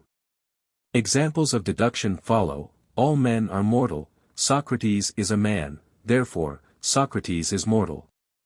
All horses are animals, this creature is a horse, therefore, this creature is an animal. All magnets attract steel, this piece of steel is a magnet, therefore, this piece of steel will attract other steel. All mushrooms are good to eat, this fungus is a mushroom, therefore, this fungus is good to eat. No fish is a warm-blooded mammal, the whale is a warm-blooded mammal, therefore, the whale is not a fish. All A is B, this thing is an A, therefore, this thing is B. In the above stated examples you find that there are two already known facts, two propositions, two judgments, these are called the premises. There is also a third fact, a newly discovered fact, a third judgment, this is called the conclusion, or deduced judgment. A premise is a proposition antecedently supposed or proved, from two of which a conclusion is drawn by deductive inference. The most general of the two premises is known as the major premise, the less general is known as the minor premise. For instance, in the classical illustration, the major premise is, all men are mortal, the minor premise is, Socrates is a man, the conclusion is, Socrates is mortal. The syllogism. To the average student one of the most forbidding things revealed in formal logic is that bearing the unfamiliar name of the syllogism. The name itself seems to suggest terrifying possibilities in the form of technicalities and academic hairsplitting, and a cursory examination of the distinction between the manifold forms of the syllogism is calculated to add to this feeling of apprehension. But, really, the only difficult feature of the syllogism, in its simpler forms, at least, is its name. As a matter of fact, you use syllogism every day in your ordinary thinking, and have always done so, though perhaps you have not realized the fact. A syllogism is simply the regular logical form of every logical argument or process of deductive reasoning. Each of the examples given above to illustrate the principle of deduction is a syllogism. The classical example is, all men are mortal, Socrates is a man, therefore, Socrates is mortal. Each syllogism consists of three elements, viz., the major premise, the minor premise, and the conclusion. The major premise contains the most universal term, in the above example, this is, mortal. The minor premise contains the most particular term, in the above example, this is, Socrates. The conclusion contains the most particular term as its subject, and the most universal term as its predicate, as, for instance, Socrates is mortal. There is also a middle term which does not appear in the conclusion, but which appears in the minor premise and the major premise. In the above example the middle term is man, or men. The major premise of a syllogism has been previously arrived at by means of induction. The minor premise is the result of previous induction or deduction, as the case may be. The conclusion is the judgment obtained by the present process of deduction. The three elements of the syllogism are known as propositions. A proposition is a judgment between two concepts, formally expressed in words. You may think that the idea of the syllogism is purely technical and artificial, having nothing to do with plain, practical everyday thinking, but if so, you are mistaken. You employ the syllogism constantly when you think in the form of reasoning, argument, or decision, though you employ it more or less unconsciously. When you see a wasp moving toward you, you seem to say to yourself merely, I must look out for that wasp, but your mind really is thinking, though for the most part more or less unconsciously, all wasps sting, that insect is a wasp, therefore, that insect stings. If it were not for your previously acquired knowledge of your major premise, i.e., all wasps sting, and of your minor premise, i.e., that insect is a wasp, you would not be able to arrive at your, more or less unconscious, conclusion, i.e., that insect stings, which, in turn arouses your desire and will to look out for that wasp. You follow the same general course when you move away from the place at which you hear the rattlesnake's warning. You follow it when you retreat rapidly from the presence of the skunk, though you do not stop to analyze your thought into its elements, or to translate it into words. You follow it when you gently lay down the stick of strange-looking substance when someone calls out to you, look out, that is dynamite. You use it when you know that a particular pauper pays no taxes, though your mind only unconsciously goes through the thinking stages of, he is a pauper, paupers do not pay taxes, therefore, he does not pay taxes. In short, you employ it, though more or less unconsciously, in every thinking process of deduction, by means of which a decision, or judgment is reached. If you will take the trouble to analyze any thought leading up to a deductive judgment, you will find that each step or stage of the syllogism has been employed. But, here is an important point: in ordinary thought and deductive thinking, there is a slurring, suppression, or omission from conscious thought of one or more of the three respective propositions composing the syllogism. The missing proposition, however, still exists in the mind of the thinker, in his subconscious or unconscious fields of mentation. They are always taken for granted or implied, even though one may not be conscious of their presence. When you analyze even the most informal argument, or simplest deductive inference, you will find that the missing elements are always there, in the mind. Logicians apply to the results of this slurring or leaving out process the term enthymeme, meaning, in the mind. You are not required to remember this name, however. You may think of it simply as a shortcut syllogism, for that is exactly what it is. Shortcut syllogisms vary greatly in particular form, but are reducible to three general classes. Here follow examples of each of the three classes. With major premise omitted: we are a free people, therefore, we are happy. Here the major premise, i.e., all free people are happy, is unexpressed, though existing, in the mind. With minor premise omitted: poets are imaginative, therefore, Byron was imaginative. Here the minor premise, i.e., Byron was a poet, is unexpressed, though existing, in the mind. With conclusion omitted: all braggarts are cowards, Bombasts is a braggart. Here the conclusion, i.e., therefore, Bombasts is a coward, is unexpressed, though existing, in the mind, and also probably intended to be called into the mind of the listener or reader. This last form is often employed very effectively in debate or public speaking. The Frenchman's characteristic shrug of the shoulders is really a syllogistic shortcut, in which the conclusion is unexpressed in words, though existing, in the mind, and suggested by the gesture. Also, when you say, "I allow you to draw your own conclusion," you are employing this form of shortcut, often quite effectively. You will find it excellent mental exercise and practice to restore a shortcut syllogism to its original and complete form. Stanley Williams says, "It is one of the finest exercises of the mind that it is possible to employ, an exercise superior even to geometry in other branches of mathematics, because in it we are dealing with the practical everyday inference of our reason. Such practice will enable you readily to detect fundamental fallacies advanced in the reasoning or arguments of other persons." As an illustrative example of this form of practice we offer the following: "This thing will sink in water, for it is a stone." Restored to syllogistic form, it is, "All stones sink in water, this thing is a stone, therefore, this thing will sink in water." The textbooks of formal logic will give you a terrifying list of the numerous forms of propositions and syllogisms. This list frequently discourages the practical man, and drives him away from a further investigation of the subject.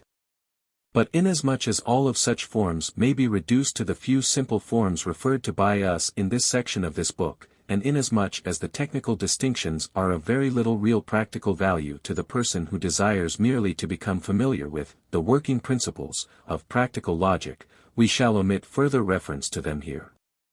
In addition, the textbooks of formal logic present a number of highly technical rules which govern the logical forms of the syllogism. These also we shall omit. With the aid of common sense, and a knowledge of the fundamental principles of practical logic, one may easily dispense with these hair-splitting distinctions. There are, however, several basic rules under which deductive reasoning must proceed in order to be valid, and which if violated result in fallacy or false reasoning, this becoming sophistry when deliberately employed to deceive others or oneself. These basic rules we now ask you to consider. They are as follows. 1. The terms must be unequivocal, and not ambiguous. 2. The premises must represent actual facts. 3. Particular terms must not be employed as universal terms. 4. The conclusion must contain nothing which is not involved in the premises.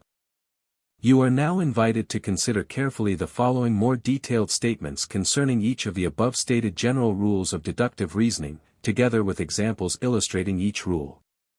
1. The terms must be unequivocal, and not ambiguous, i.e., they must be clear, plain, and not employed in more than one meaning or sense. This, because the same term, employed in the same argument in more than one of its meanings, practically becomes two terms, or more. In such case, one premise may contain the term employed in one sense, while in the other premise the same term may be employed in another sense, which would result in false reasoning and absurd conclusions. This was a favorite device of the ancient sophists. It is employed frequently, in more or less involved and disguised form, by many sophistical speakers and writers of our own time and lands. Here is a classical illustration. A man says, "I am lying." If he is lying, he is telling the truth. If he is telling the truth, he is lying. Other examples of fallacy arising from a violation of this rule follow. Feathers are light. Light is contrary to darkness, therefore, feathers are contrary to darkness. No courageous thing flies. All eagles fly, therefore, eagles are not courageous. All artists design. All designing persons are untrustworthy, therefore, all artists are untrustworthy. Vice ran in the family, the police ran in the family, therefore, the police were vicious. No cat has two tails. Every cat has one more tail than no cat, therefore, every cat has three, i.e., one more than two, tails. One form of this fallacy consists in placing the mental or verbal accent or stress upon the wrong term, as for example, "Thou shalt not bear false witness against thy neighbor. All that is not against thy neighbor is for him, therefore, thou shalt bear false witness for thy neighbor." The above examples, in more complex and subtle form, illustrate the favorite devices of certain sophistical reasoners, debaters and teachers. Another variety of this form of fallacy consists of the use of the words, all, or similar terms, in one place as a collective term, denoting a combined and united whole, and in another place as a singular term, denoting any, each, or every single individual or object forming a part of a whole. Example: the statement that, any man can carry away all the sticks in this pile, meaning to carry away all the sticks singly, one by one, is far different from the assertion that any man can carry away all such sticks at once, in a single load. Likewise, the statement that, no man can carry away all the sticks in this pile, meaning to carry them away in a single load, is far different from saying that no man could carry away all of them, one by one. This form of fallacy is far more common than you might imagine from the above stated simple examples. It becomes more dangerous when expressed in more complex and involved form.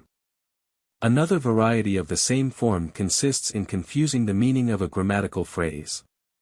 Example: the animals walked in 2 by 2, 2 and 2 make 4, therefore, the animals walked in by fours. You have said that what you bought in the market yesterday, you ate today. You bought raw meat in the market yesterday, therefore, you ate raw meat today. You have said that it is not true that virtue consists of utility. If this be true, then virtue lacks utility, therefore, you hold that utility is a thing lacking in virtue. Patriotism is the last rest of a scoundrel, therefore, every patriot is a scoundrel. Such sophistical quibbles and tricks distinguish shyster lawyers, smart aleck debaters, and others of their kind. They are beneath contempt when employed in argument with serious intent, and they are so employed far oftener than you might suspect. Did you ever hear of the shyster who asked the witness under cross-examination, the question, "Have you quit beating your wife?" and insisted upon a yes or no answer? The man had never beaten his wife. Imagine his dilemma. Another variety of the same class of fallacy is that in which the principles of a general law are sought to be applied to a particular case in which the circumstances are entirely different. Example: all who kill are murderers. Soldiers kill, therefore, soldiers are murderers. This sophistry is discovered when one refers to the definition of murder, which is, illegally killing a human being with malice aforethought. Yet public men of a certain type have sought persistently to perpetrate this sophistry, and thus to influence the public mind in certain directions. Once more, the sophistry that, in Aesop's fable the fast hare was beaten by the slow tortoise. Of the two horses entered in this race, one is fast, the other slow, therefore, the slow horse should win this race. Here, of course, Aesop's tortoise won, in spite of its slowness, not because of it. 2. The premises must represent actual facts, i.e., they must represent facts derived from one's own careful observation and experiment, or from his own logical reasoning, or else from carefully considered and accepted reports of the experiences, observations, or reasoning of others deemed to be capable and in a position to observe, experiment, or reason carefully and correctly, and to judge with logical precision. The importance of this rule becomes apparent when one realizes the truth of the ancient aphorism: one can prove anything whatsoever, if he be permitted to assume certain premises, this, without violating a single technical rule of deduction. Admitting the premises of an argument or process of reasoning, the conclusion proceeds certainly, inevitably and invariably to a logical conclusion, without regard to the actual truth of the premises so employed. But, remember always, that a logical conclusion is never truer than are the premises from which it is deduced, even though the processes of reasoning or argument be logically perfect. If you start with the major premise that, all white is black, you may reason with absolute logical correctness to the conclusion that, this is black snow. Your premises must represent correct observation, experiment and the experience of yourself, or of others deemed to be competent authorities. Your own experience must be subjected to logical inspection, and must bear the test of logical induction and deduction. The evidence of other persons must be subjected to logical and critical inspection and judgment. The two main factors determining the degree of the validity of this last-mentioned class of evidence are as follows: 1. Ability, and 2. Veracity, but alas! Such associated virtues are rare, for some able men lack veracity, and many veracious men lack ability to observe, reason and judge. Many a good man and true lacks critical perception and logical judgment. Such a man is particularly dangerous, because his virtue is apt to be mistaken for the ability which he really lacks. Again, a man may be very able in his own particular line of thought and work, but still like a child or a dunce in certain other lines. The man recognized as an authority in one line may be an ignoramus in another line. A failure to perceive this has led astray public opinion and personal belief in very many cases, some of which may have come under your own observation. The authority, to be valid, must be real and not merely assumed. Common sense must be employed in deciding upon the validity of the opinions of claimed authorities. The authority should be subjected to the test question: how do you know? You are justified in being from Missouri in this respect. Fallacy of begging the question: this is quite common, and it frequently deceives even careful persons whose attention has not been directed to the logical principle violated in it. It consists of assuming, taking for granted, or asking others to do so, a premise, usually a major premise, which is not based upon logical reasoning or upon actual human experience and judgment. It is true that all reasoning or argument must begin with a proposition not actually proved at the time, and which is to be taken for granted as representing valid human experience and judgment, something which is assumed to be self-evident, and requiring no further proof or demonstration. Otherwise, the reasoning process would be like running back along the links of an endless chain. One must begin somewhere. But such self-evident truth must really be one based on universal human experience, a well-verified hypothesis, or a valid logical deduction from these. A mere assumption or claim will not answer. Likewise, it is illogical and contrary to common sense to hold that a proposition or premise must be accepted as true and valid until it is actually disproved. The contrary is true. The rule is that the burden of proof lies upon the person advancing the proposition. He who affirms must prove, if called upon to do so. A favorite device of some debaters, writers of a certain type, and some persons engaged in argument, is to shift the burden of proof, and to hold that unless the proposition is disproved it must be admitted to the argument. The absolute rule is, the proposition must be positively proved. If demanded, no mere negative failure to disprove it can constitute or serve as positive proof of the proposition. The fallacy of begging the question is a very common and, often a very dangerous one. It appears in many forms, and under many disguises. It is particularly dangerous, because especially insidious, when it appears in disguised form in the major premise, here the formal conclusion becomes merely an echo or repetition of the original proposition, the latter being cleverly injected into the argument without being subjected to logical inspection or proof. Once admitted to the argument, the proposition, thus boldly assumed, becomes the valid basis for subsequent deduction and reasoning of a perfectly logical character. The unsupported proposition is treated as if it were really the conclusion of a previous process of syllogistic reasoning, whereas, it really is merely taken for granted or assumed without valid basis. In effect, it is really a case of attempting to prove a conclusion by itself, without the presence of supporting premises. Many public speakers commit this fallacy, often quite deliberately. Experience has shown them that usually, in the popular phrase, they can get away with it. Aaron Burr illustrated the practice in his celebrated cynical statement that, truth is that which is boldly asserted, and plausibly maintained. Bulwer makes one of his characters, an unusually clever rascal, say, whenever you are about to utter something astonishingly false, always begin with, it is an acknowledged fact, etc., or, it is admitted by all, etc., or, no thinking person denies, etc., or, it is a truth undeniable, etc. The same character advises that when one is called upon for the proof of something admitting of no logical proof, he should look solemn, and, striking his breast, should say, I find it here.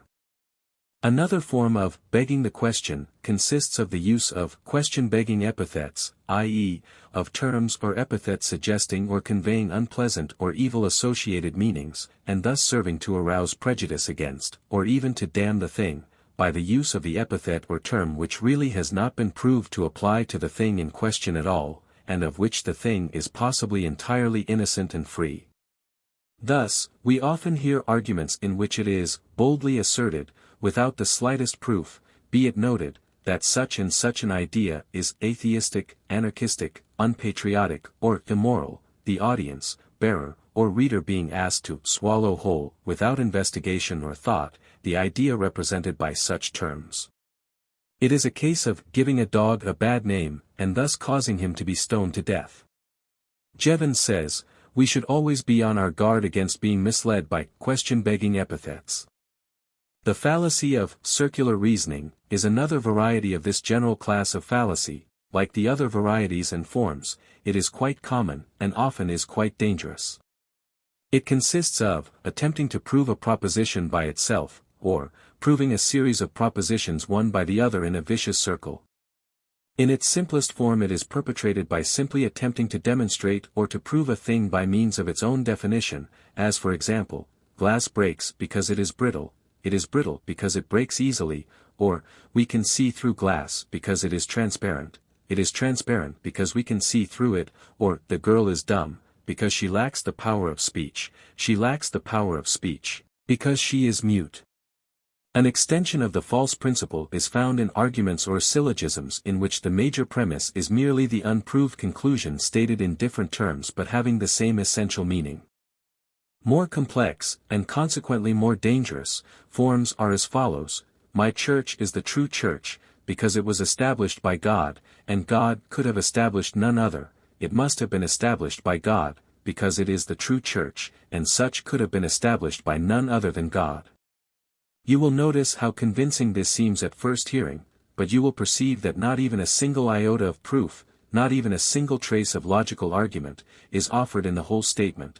There is not even the slightest evidence, proof, or reasoning presented to show any connection between God and the establishment of truth of that particular church. Yet persons are deceived by just such false reasoning concerning many important subjects.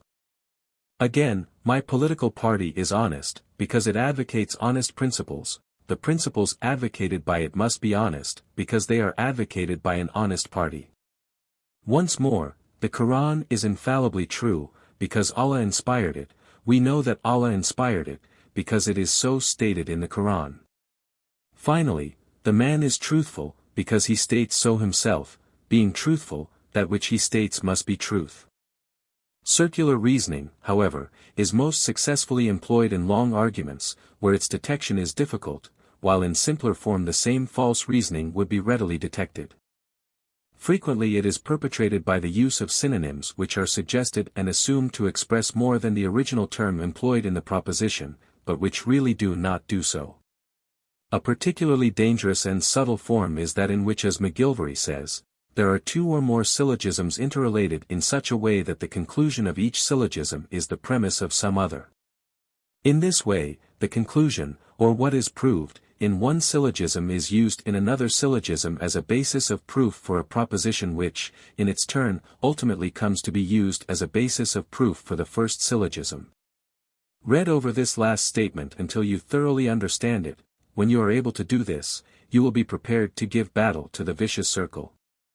3. Particular terms must not be employed as universal terms, that is to say, terms denoting only part or some of a class of things must not be so used that they seem to denote all or the whole of that class. In order that you may thoroughly understand this rule, we shall now call your attention to the essential distinction between particular terms and universal terms expressed in the form of particular judgments and universal judgments, respectively. Particular judgments are judgments which are not general, i.e., which do not include all or the whole of the class of things to which it applies, but which, instead, include only a part, portion, or some of that class, or at least some of that class. Particular judgments are marked by the presence in them of the words, some, certain, a few, many, most, or similar terms indicating that merely a part, portion, or at least some of the entire class is denoted. The terms this and these also usually denote particularity, but in exceptional cases they are sometimes employed to denote whole classes. Exactness of meaning should be ascertained when such terms are employed in forms possible of being interpreted in either way. Examples of particular judgments are as follows: some bread is biscuit, certain snakes are venomous, many men are vain, most mules are stubborn, a few Negroes are albinos, that Virginian is a Republican, this Irishman is a Protestant. When particular judgments are announced or employed, they indicate expressly that only a part or portion of a general class is involved in the statement. In them is also implied the fact that there is something left in the class. Here, however, is an important point to remember in connection with that implied something left in the class, viz., that the remaining portion so left in the class may lack the characteristics affirmed of the portion denoted by the particular term, or it may not lack them. By employing the particular term, i.e., some, or its equivalents, we may mean either, 1, that the remaining or other part or portion lacks the characteristic in question, or, 2, that our certain knowledge of the class extends merely to that particular part or portion indicated by the particular term and involved in the particular judgment, or, 3, that there remains a general doubt or possible indecision concerning the remaining part. The meaning, at least some, covers each and all of the above stated three respective contingencies. Therefore, this meaning should always be kept in mind when dealing with particular terms or particular judgments in deductive reasoning. Universal judgments are judgments which are general, i.e., which include the entire class of things to which it applies, all the parts, portions, or individuals in that class, and not merely a part, portion, or some of the class. For instance, when we say that all men are mortal, we mean that the entire class of men possess the characteristic of mortality. Universal judgments are marked by the presence in them of the words, all, every, each, any, the whole, or similar terms denoting all the number or class, also by no, i.e., not any of the number or class. Universality either takes in the entire number or class, or else leaves out the entire number or class. The principle is the same in both cases. Examples: all men are mortal, every dog is an animal, each man was armed, any dog will eat meat, the whole family was present, or, no dog is a cat, none of the family were absent, not any of the fishes have warm blood.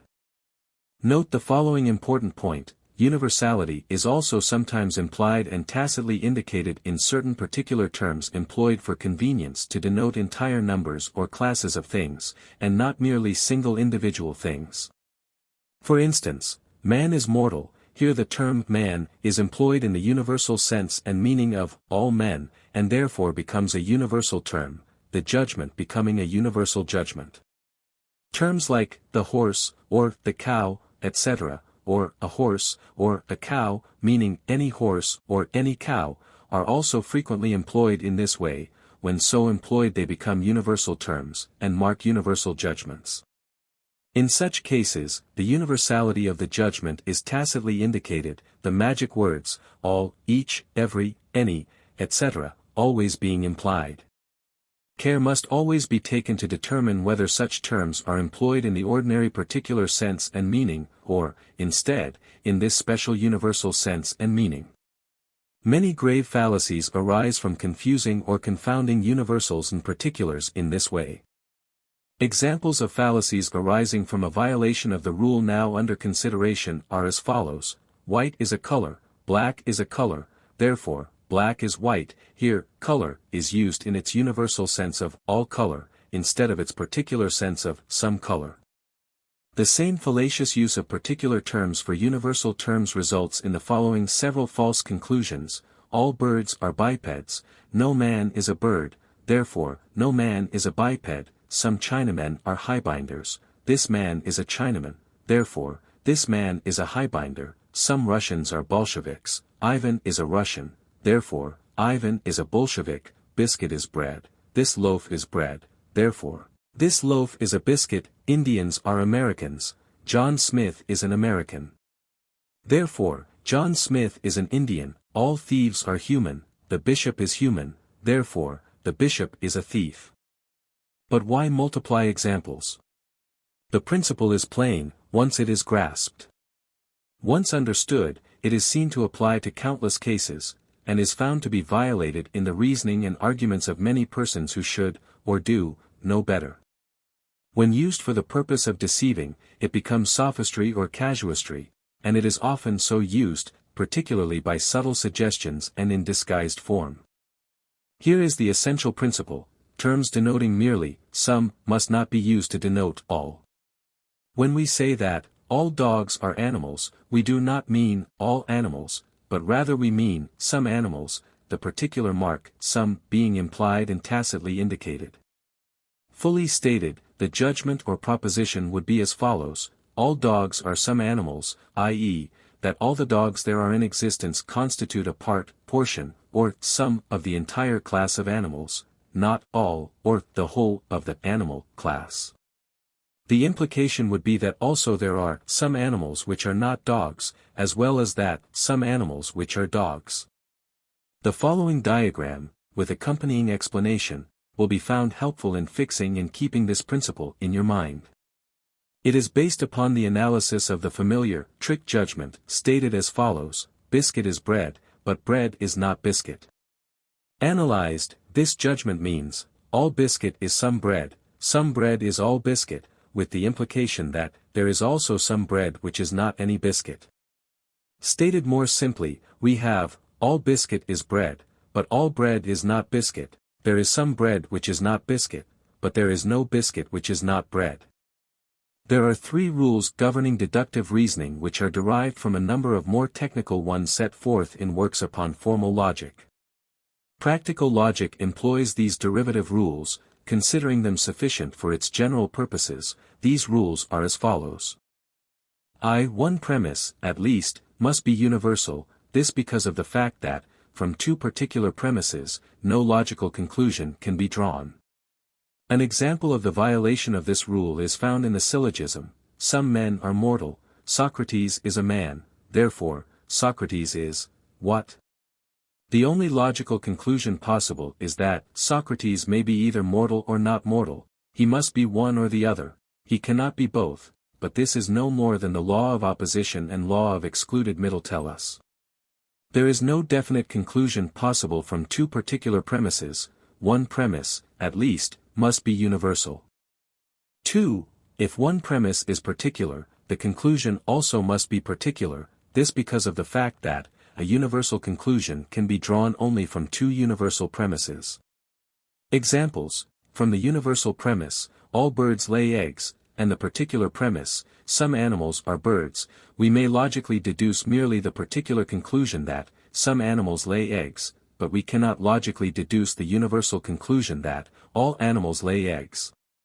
But, on the other hand, from the following two universal premises, all finches are birds, all sparrows are finches, we may logically deduce the universal conclusion that, all sparrows are birds.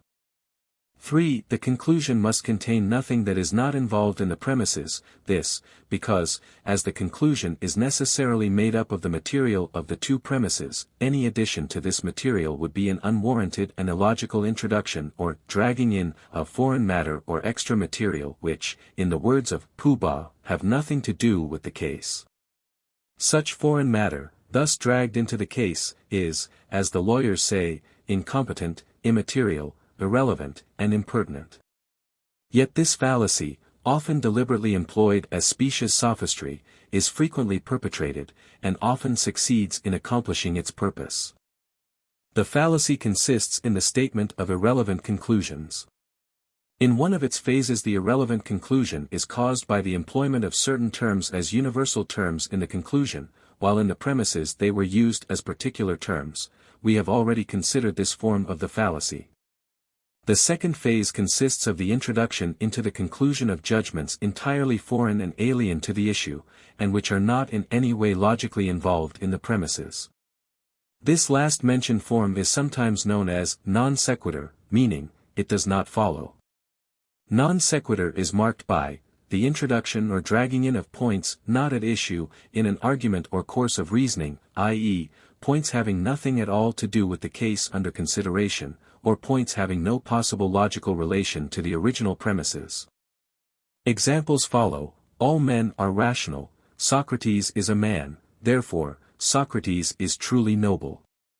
Episcopacy is of scriptural origin, the Church of England is an episcopal church, therefore, the Church of England should be supported by tithes. The Church is a good institution, the state is a good institution, therefore, the Church and the state should be united. The evidence shows that John Smith is a liar, all murderers are liars, therefore, John Smith should be hanged. This place is called Stony Stratford, I was never so bitten by fleas in my life as here, therefore, rightly is this place called Stony Stratford. More cleverly disguised forms of this fallacy, yet involving the same essential principle, pass muster every day in argument, debate and serious discussion. Remember the adage, if it does not follow logically from the premises, it is foreign to the issue.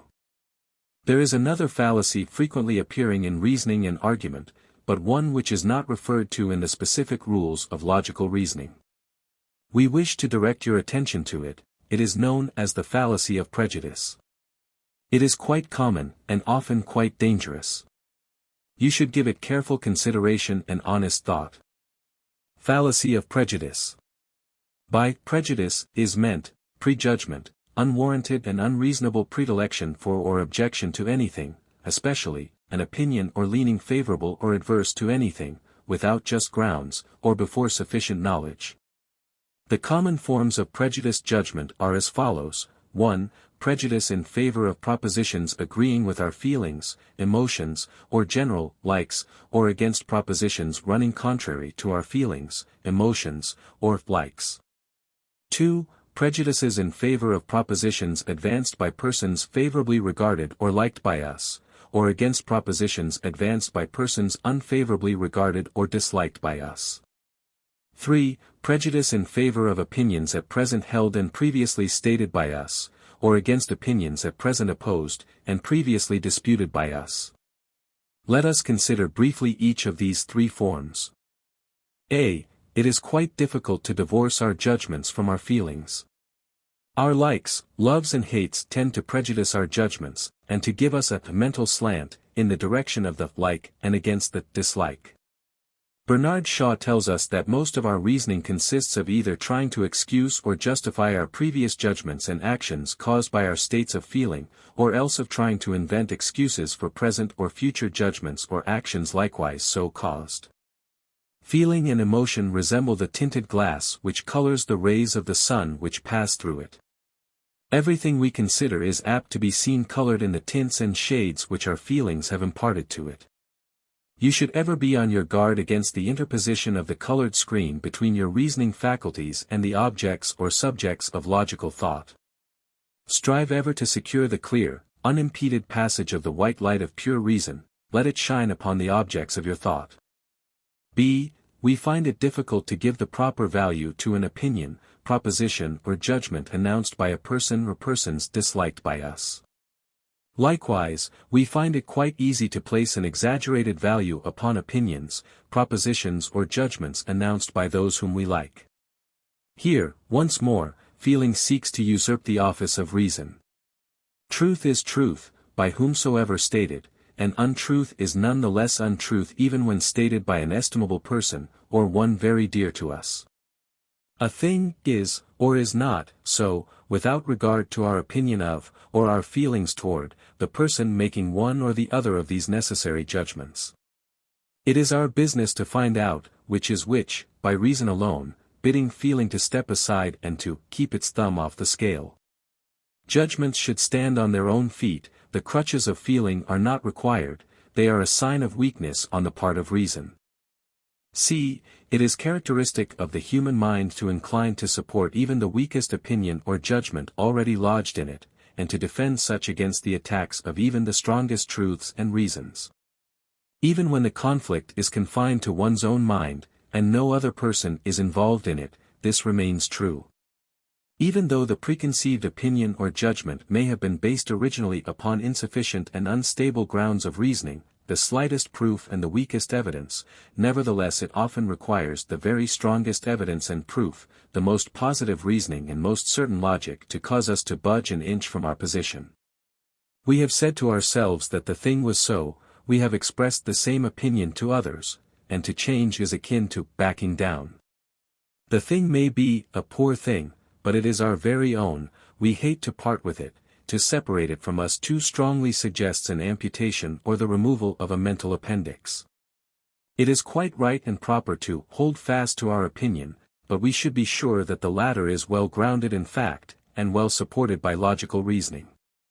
We should endeavor to keep at least a fairly open mind, even though we keep a keen-eyed sturdy watchman at the gate. Reasoning Power, Practical Logic. By William Walker Atkinson, 1922. Some practical points. We desire now to call your attention to several common sense, practical general points, which should prove useful and helpful to you in the task of making up your mind concerning various subjects and questions toward which you have directed your reasoning powers and logical thought.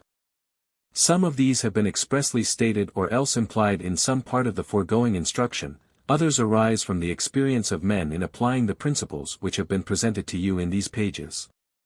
In either case, the present reference is intended to be merely suggestive, not a detailed exposition. Point 1. All logical argument, reasoning, or proof must begin with something necessarily taken for granted, admitted or accepted as self-evident and axiomatic, or else assumed for the sake of the argument, and accepted tentatively in order to permit the argument, discussion or reasoning to begin. Without such a starting point, there can be no reasoning, argument or discussion on any subject whatsoever. An effort to find the ultimate and fundamental proof, fact or truth in any case will be endless, for the chain must be endless so far as we are concerned, inasmuch as there is a limit to our respective lives, while there is apparently no limit to such backward tracing of conclusions to their premises, these to preceding conclusions and their premises, and so on, ad infinitum. If we are to begin at all, we must begin somewhere, and that position of somewhere always is occupied by a something or somewhat which must be accepted, admitted, or assumed as a basis, and which must be taken for granted, at least tentatively. This something or somewhat is usually known as the first principle of the argument, discussion or reasoning. Point 2. There can be no logical argument or discussion between persons who do not accept the same first principles, at least tentatively. Neither can there be logical reasoning on the part of the individual who does not accept some first principle, at least tentatively, in order to think intelligently on any subject whatsoever. A realization of the fact would prevent much futile argument and discussion, and much purposeless and inconclusive reasoning.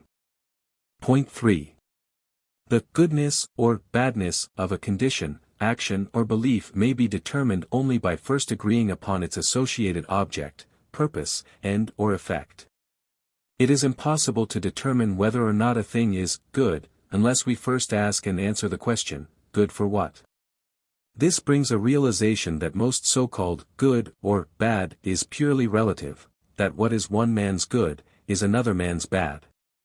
The rain that is welcomed by farmers in one section is dreaded by those in another. A rise in the market makes some men rich, while ruining others. The point of view of the average practicing physician or undertaker must of necessity be entirely different from that of their sought-for and desired patrons.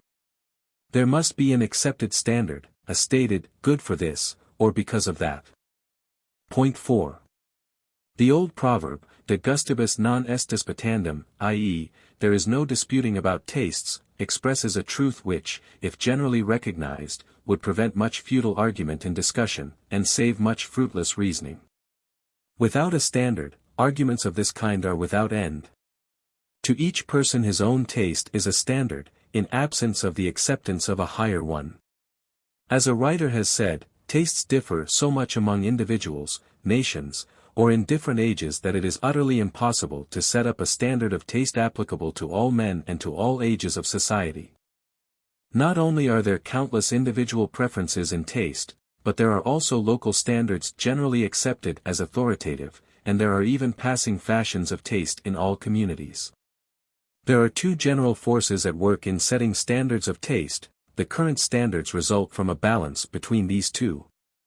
These two factors are, a, the numberless individual tastes caused by the temperaments, education, or associations of the different persons, and, b, the comparatively uniform standards of taste adopted or accepted by the majority of the most intelligent and cultured persons in any community at any given time. But in any case, there can be no logical discussion or argument concerning taste, unless some certain or general standard be accepted or assumed at least tentatively. Point 5. Likewise, there can be no logical argument or reasoning concerning the subject of the merits or demerits of particular or general behavior, unless a definite, certain standard of conduct and behavior be accepted, adopted, admitted, or assumed at least tentatively, by the reasoning person or the parties to the argument. This standard may be the law of that time and place, the accepted common general rule of good behavior and conduct, the accepted customs of that time and place, the accepted principles of ethics of the best thought of that time and place, or the moral codes, commandments, or teachings of some particular accepted religion.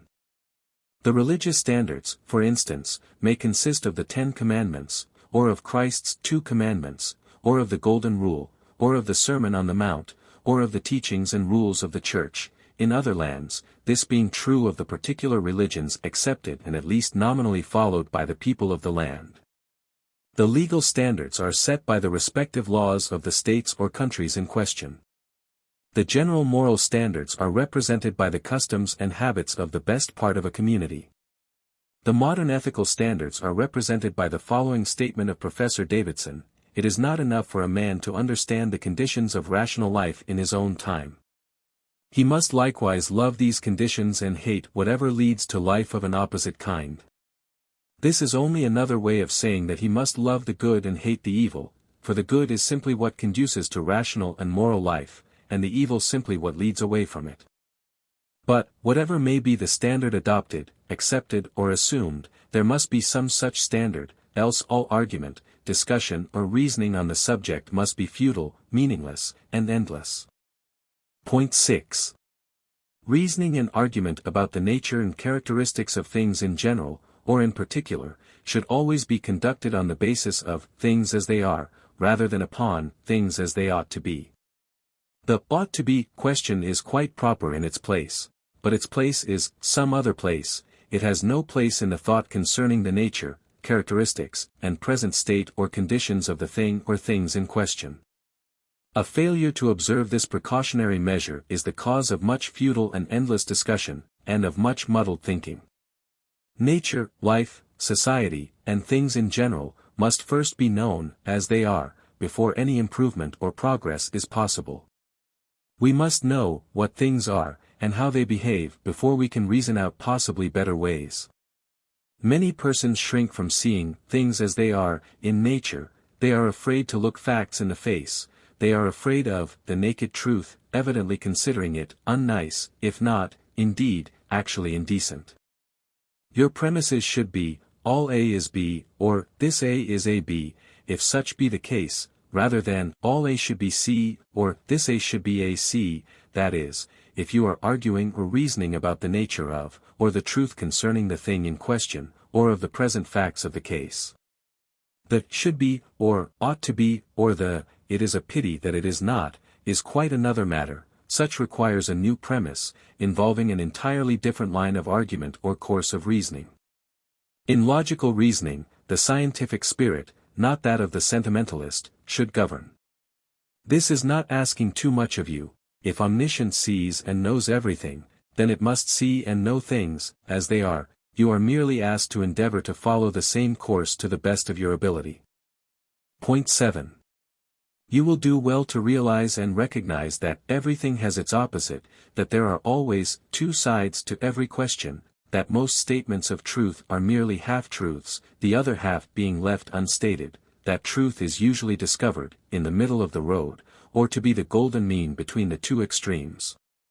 Truth usually is found to consist of a reconciliation of the opposites, or the harmonization of the two opposing, but not really contradictory, aspects of the case. In most cases it will be found that neither all A is B is true, but that the truth is that some A is B, and some A is not B.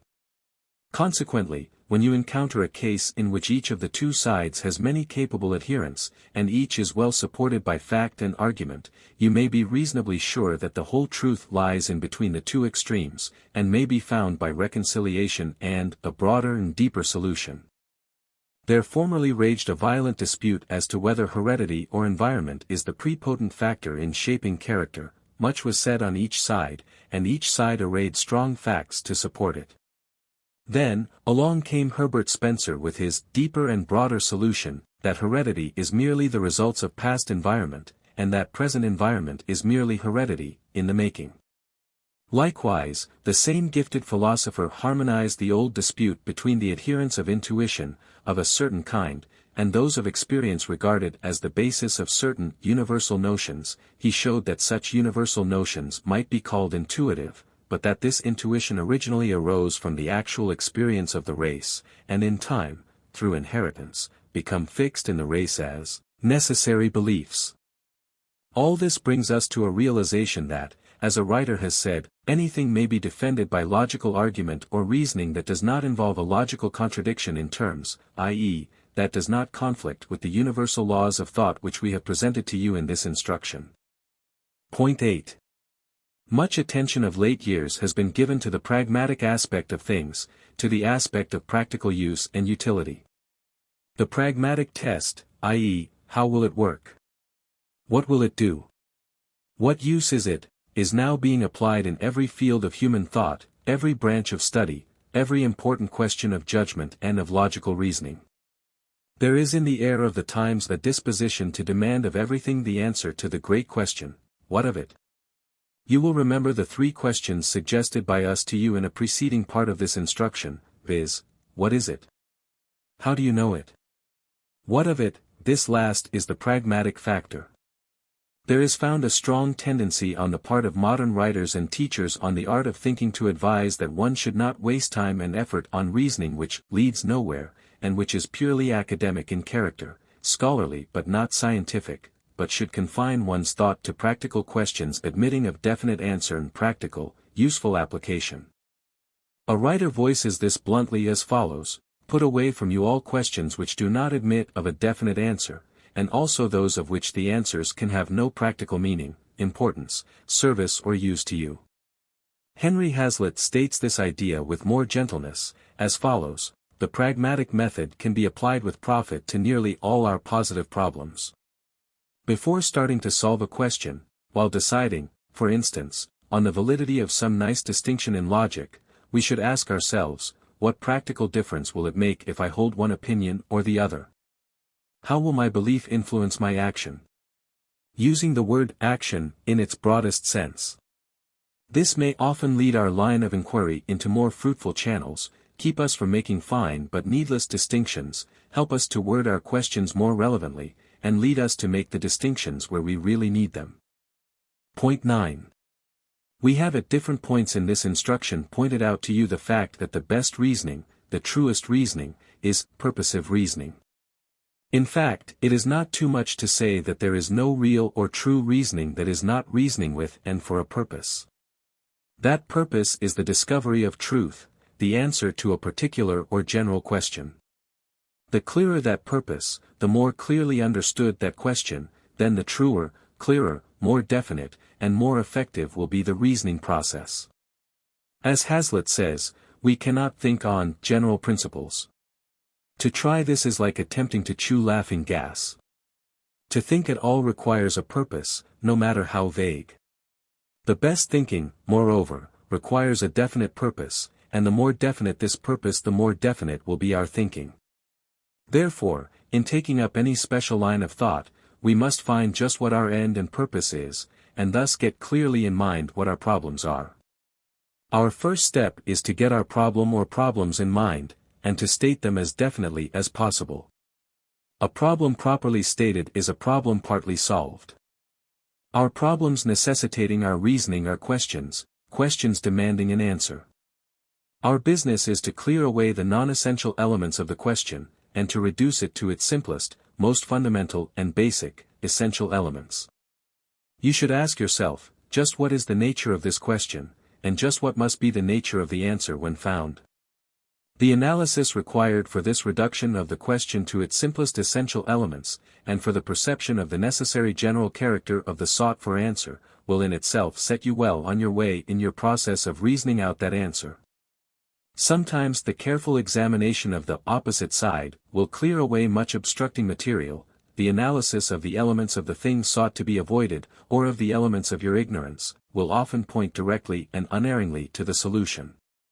Hegel was quite right in his doctrine that a thing can be fully known only by also fully knowing its opposite. In beginning your reasoning, carry in mind the homely aphorism of the old hunter, i.e., when you start out to hunt anything, be sure you know just what you're hunting, or else you mightn't recognize it when you run across it. Point X. The best thinkers have found an important working principle to consist of the breaking up method, i.e., the method of dividing, or breaking up the subject of thought into convenient classes, divisions, or parts, each of these being handled in turn by the mind. Logical division and analysis should be followed in the breaking up, in order that the best results may be obtained. The rule of the breaking up should be logical order, definiteness, utility. Jeremy Bentham, though not the originator of this method, was one of its most able practitioners. It has been claimed that the secret of his strength and originality of thought lay in this method.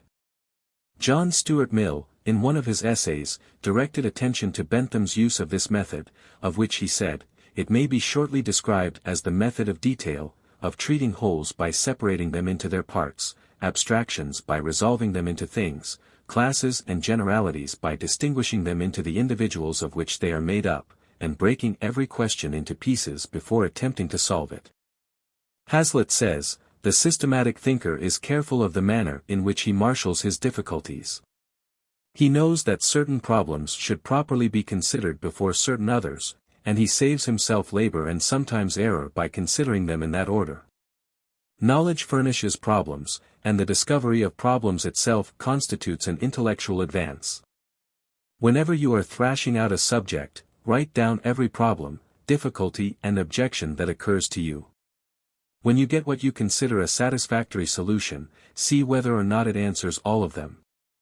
You are advised to observe the following general rules in your reasoning, arguments, and discussions. Most of these points have been referred to, or else stated, in the foregoing instruction. 1. Define and understand your principal terms, and demand the same of your opponent. 2. Be certain of the premises employed, beware of begging the question, and of allowing your opponent to do so. 3. Proceed logically, observing the laws of thought rationally interpreted, and insist upon your opponent doing the same. 4. Avoid prejudice, and unwarranted preconceived opinion, but respect your own opinions, and do not discard them unless better are obtained. 5. Understand and observe the distinction between particular judgments and universal judgments, and be on guard against confusing or confounding them, on your own part and that of your opponent. 6. Admit, and permit, nothing in the conclusion which is not involved in the premises. 7. Apply always, to yourself and to your opponent, the leading questions: what is it? How do you know it? What of it? An observance of the 10 general points set forth in the foregoing pages, and of the several general rules briefly stated above, will serve to furnish you with what a writer has expressed as an equipment of tests and requirements which would save many people from wasting their time and thought upon discussions, arguments and reasoning, of which they realize neither the origin nor the end. In your task of attaining efficient reasoning power, you will be aided by a study and the observance of the principles of the master formula of attainment, which forms an important element of our instruction. The master formula, precisely stated, is as follows: I. Definite ideals. 2. Insistent desire. 3. Confident expectation. 4. Persistent determination. V. Balanced compensation. Reduced to popular terms, it reads: you may have anything you want, provided that you, 1. Know exactly what you want, 2. Want it hard enough, 3. Confidently expect to obtain it, 4. Persistently determined to obtain it, and 5. Are willing to pay the price of its attainment.